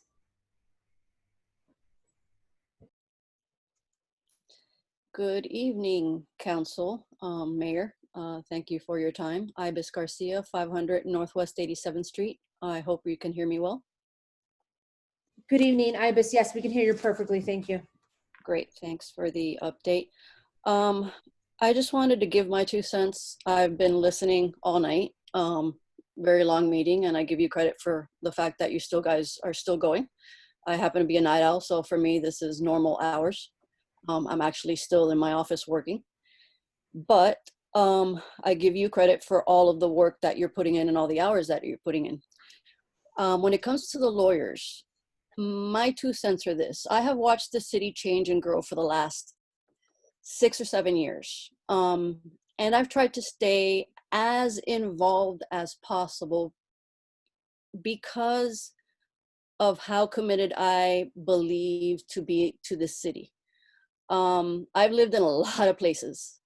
I've lived in big cities. I've lived in small towns. I've moved a lot. And through Miami. I've lived in many, many cities in Miami. And this city means a lot to me because of the residents themselves, the village, everything about it. I've seen it change dramatically during these last 6 years, and it's been because of the people that have been involved in both the council, the mayor, her work, the manager, her work. I've worked with the previous manager before this one, with projects and things like that that had come up. And the current state is much better than it was before. The lawyer issue for me is that when Mr. Geller was with us previously, there were a lot of problems. I heard residents complaining on a regular basis. I would hear it at meetings. I would hear it because he wasn't always available for us. He didn't have the time. I know that Mr. Geller is a great attorney. It has nothing to do with him personally, but his firm ran out of time for us. There were meetings he wasn't able to attend because there was no time for us. There were things that got put on the back burner that became a big problem legally because he had no time for us. And I can't say about the third firm that's brought in because I don't know them. I have seen what our current interim attorney has done, and I think he's done an excellent job. I have rooted for him because he's done a lot of work and he is sincere at what he does. And in no time in my history do I recall or have the belief that any attorney that we've had in our midst has agreed to an all-inclusive anything. I can't imagine any attorney would agree to an all-inclusive contract of any kind, because you have no idea what legal issues are going to show up. And that may or may not be in your wheelhouse, and you have to give that to another attorney. So of course there's going to be more fees, because a retainer does not mean all-inclusive. When I've had to hire an attorney for a retainer for real estate, I had to pay him the first part, but when he got to a certain point, he had to charge me more for other things. And I get that. So the idea that the contracts at any point said it was all-inclusive is not something that I ever remember the city or the village agreeing to. Simply put, I believe the choice should be between our current interim attorney, who has worked in the village and already knows what issues we have, what problems need to be done, and what needs to go forward. He's put in a lot of work already. Or a new firm that is not used to the village yet, per their own explanation. They're new to what the village would be. They'd be new to our problems here. And there are so many issues that are in the process of getting solved. I see them coming forth, and there are things that are out of control that hopefully will be resolved. For example, FEMA. We have no idea when the state and FEMA are going to figure their things out, because that's a whole different ball of wax that we don't even need to get into. But we should focus on what we do have in progress with the people we have in progress. Again, nothing personal to any of the attorneys. I don't know them on a one-to-one basis, so I'm not saying this because Mr. Powell is my best friend in any way, shape, or form. I do not know him outside of village meetings. But my experience was that when we did have Mr. Geller's office, we were not a priority to his office. And I would not want us to go back to that situation once there's a contract in place. I would prefer to either work with what we have existing, or if you decide not to do that, possibly that new firm. But again, I believe they don't have the experience necessary that we currently have to be able to solve our problems going forward. I hope I didn't ramble too much, because it is late, and I thank you for your time. Thank you, Ibis. One more, Warner Dreher. Kyle, please.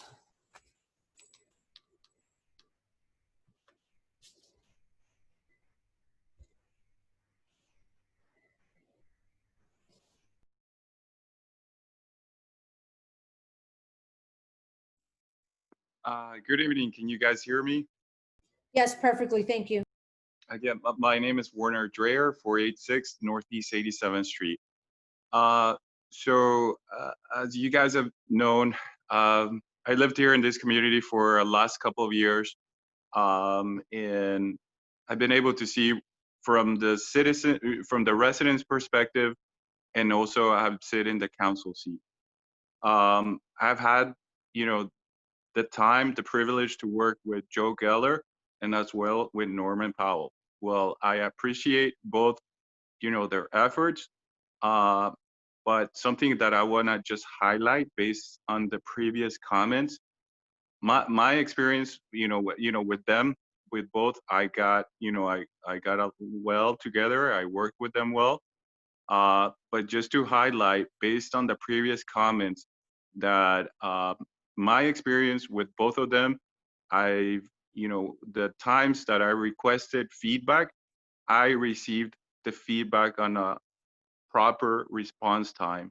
So from my experience working with both of them, and I just want to highlight as well, with Joe Geller and Norman, has been a very positive one. So, and I'm just highlighting this in the comments that were made previously, right? Whether it was a previous resident or somebody else, I just want to share my experience with working with both of them. So that's my feedback, and I hope you guys consider that as consideration as next steps.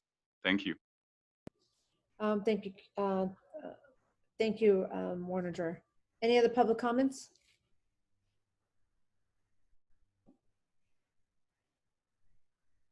All right, seeing none, I'm going to close public comments and open it up back to the council. Any other discussion or comments from the council? All right, seeing none. Madam Clerk, can I get roll call? The motion right now that we're voting on is that Council Perrella made a motion to take Green Spoon Water with Joe Geller, and it was seconded by Vice Mayor Nickerson. Roll call is Councilperson Perrella, Yes. Councilperson Urban, Yes. Councilperson Roman, No. Vice Mayor Nickerson,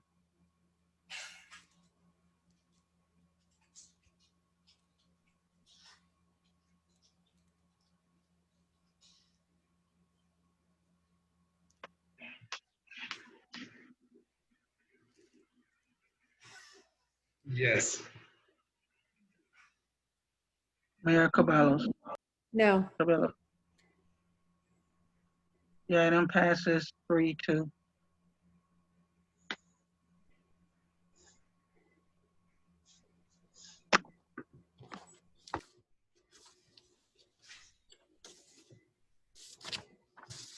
you have to now appoint a firm to negotiate the agreement with Mr. Geller? I will defer to the 3 members that voted on this. Because I disagree with what just happened, so I will defer to the 3 members that just voted on this.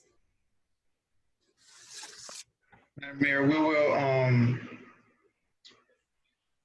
if it's okay with the other 2 members, we will contact, I'll contact the tomorrow, the attorney and the manager with the firm to negotiate.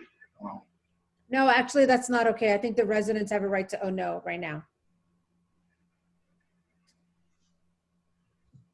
Madam Manager, being that Madam Mayor, being that we just chose this individual, we don't have a firm right now unless we can hire Attorney Powell's firm to do it. Otherwise, there's not a firm up here that we can commit them to do it. We have to speak to firms first before we can commit a firm to do that.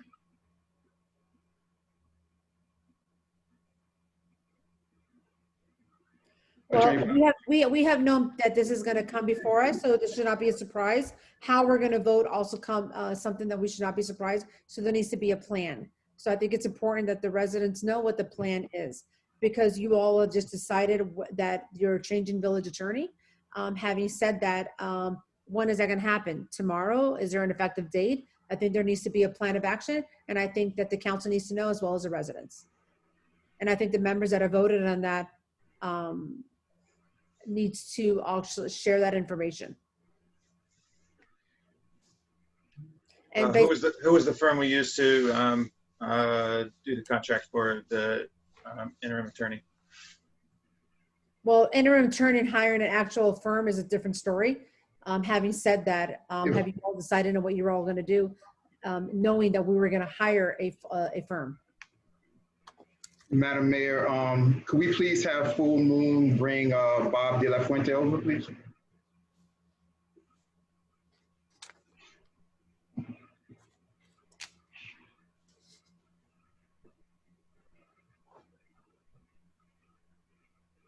Mr. De La Fuente, how are you doing?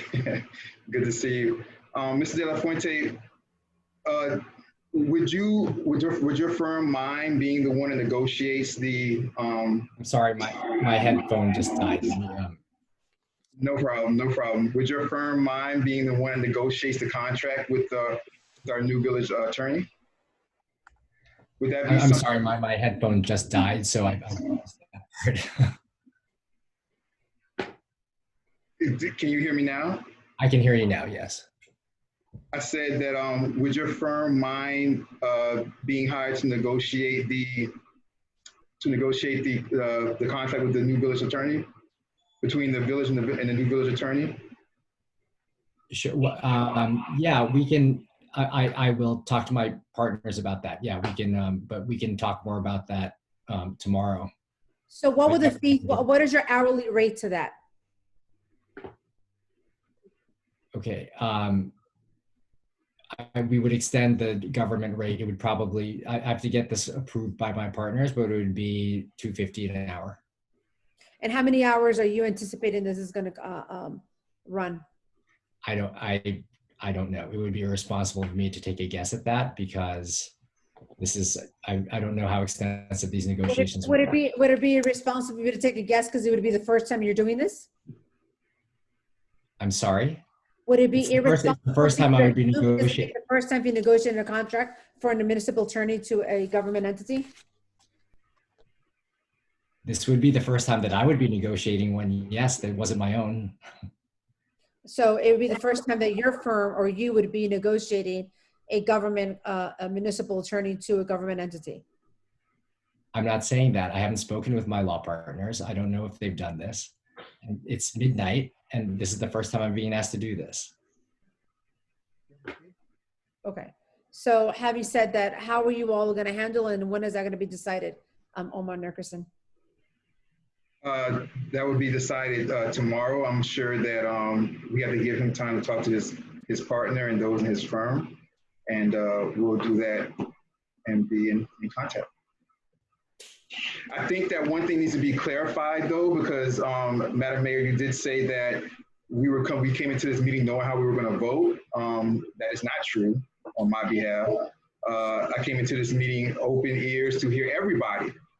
And me and Mr. De La Fuente were playing phone tag. So we were trying to get in touch with Vice Mayor Nickerson, with all due respect, it's midnight. If you have nothing else to say, keep us abreast of the situation. I'm going to go ahead into the committee. I was just correcting what you said, Madam Mayor. Well, I think we all need to be prepared all the time. And that's what takes being a mayor or a vice mayor or a council member. To the village manager, let's go ahead into your report, please.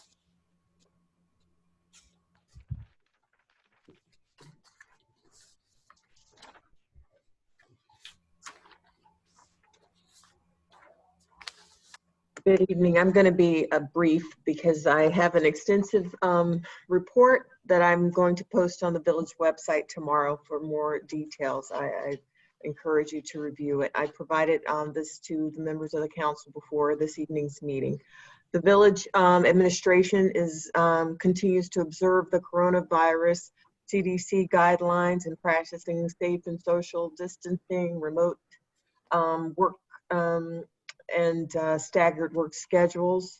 We continue to clean the village hall and to abide by CDC guidelines. As I stated before, we are still closed to the public except for appointments, by appointment. And we ask that everyone always wear a face covering when visiting the village hall if you have an appointment. We are, I'm just going to give you highlights about the Hurricane Irma recovery funds. Our consultant is still answering RFIs, that's requests for information from FEMA. They are to date on par and answering questions, and we hope to continue to get some positive feedback, and hopefully we can get our recovery back. That is priority one for us. We have,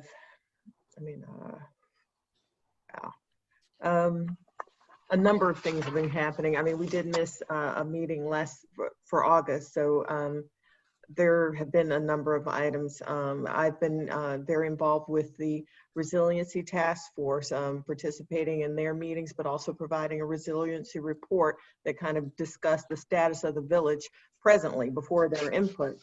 And they met with positive reviews from the task force, and I'm looking forward to working with them to address our needs and just to see us move forward.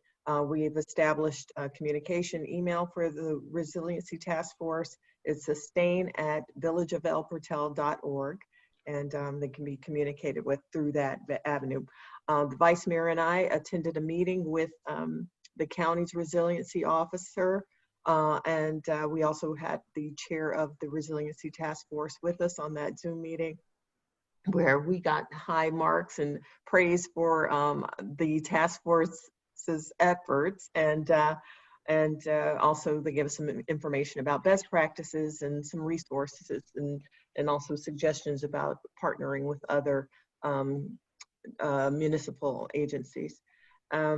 We have our code enforcement officer back from extensive illness, but he is back in the saddle and working hard to address a lot of the code enforcement issues. I know that our Councilperson Urbum in the Code Enforcement Committee made a statement about just getting back to what the village really represents in terms of our beauty and showing prosperity and goodness and cleanliness, and so we are moving back towards that. And Code Enforcement Officer King is provided a list of properties that have been cited even during his short return. So we are moving forward with those plans. The building department, as you all know, our building clerk resigned.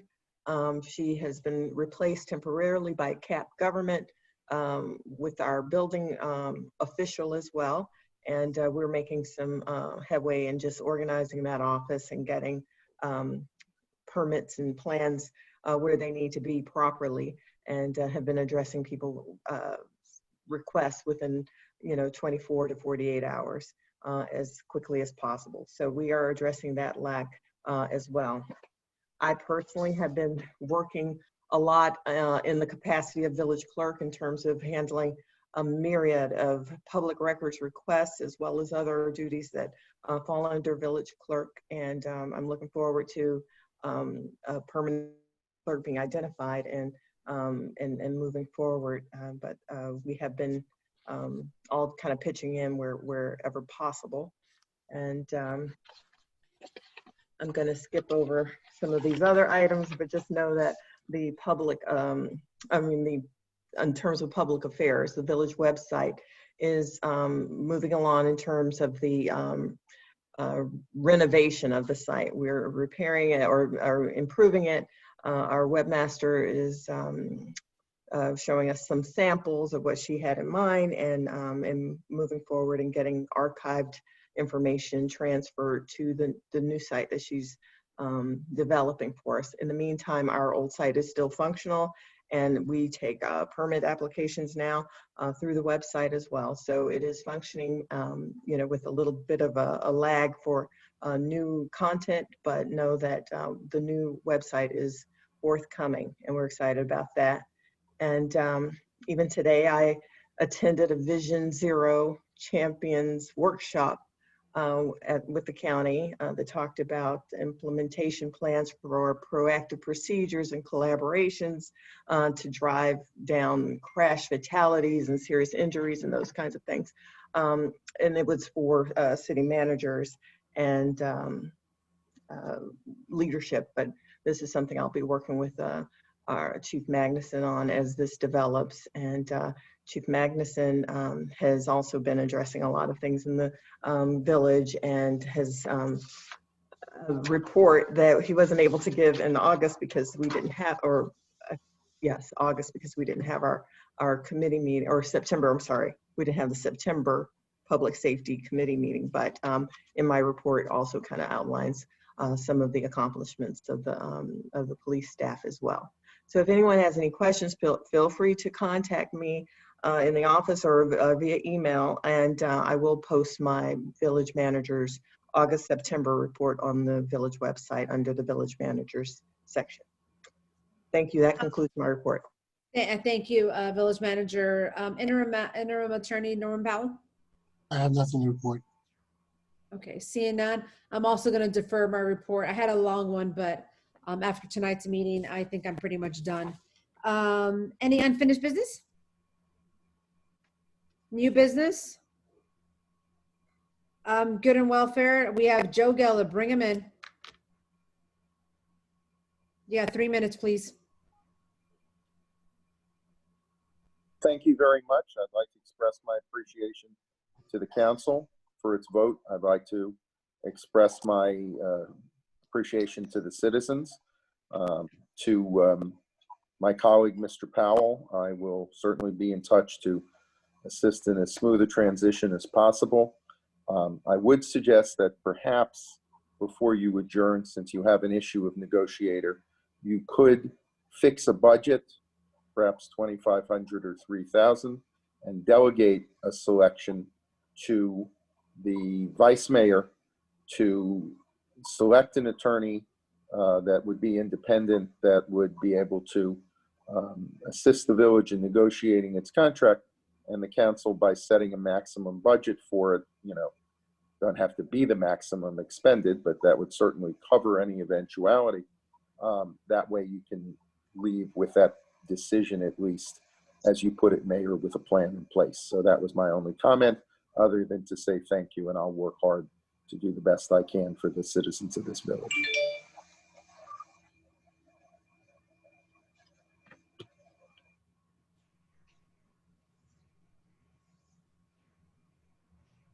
Any other comments from the audience?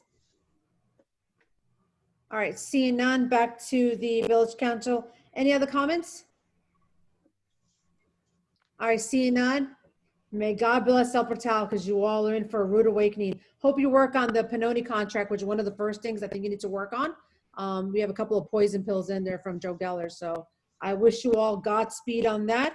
May I have a motion to adjourn? It is 12:12 in the morning. Motion. Motion made by Councilperson Roman. Is there a second? I'll second. Second by Councilperson Urban. All in favor, signify by saying aye. Aye. Aye.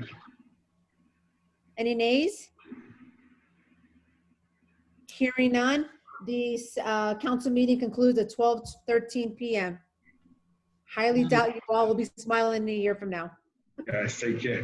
Godspeed, I'm gone.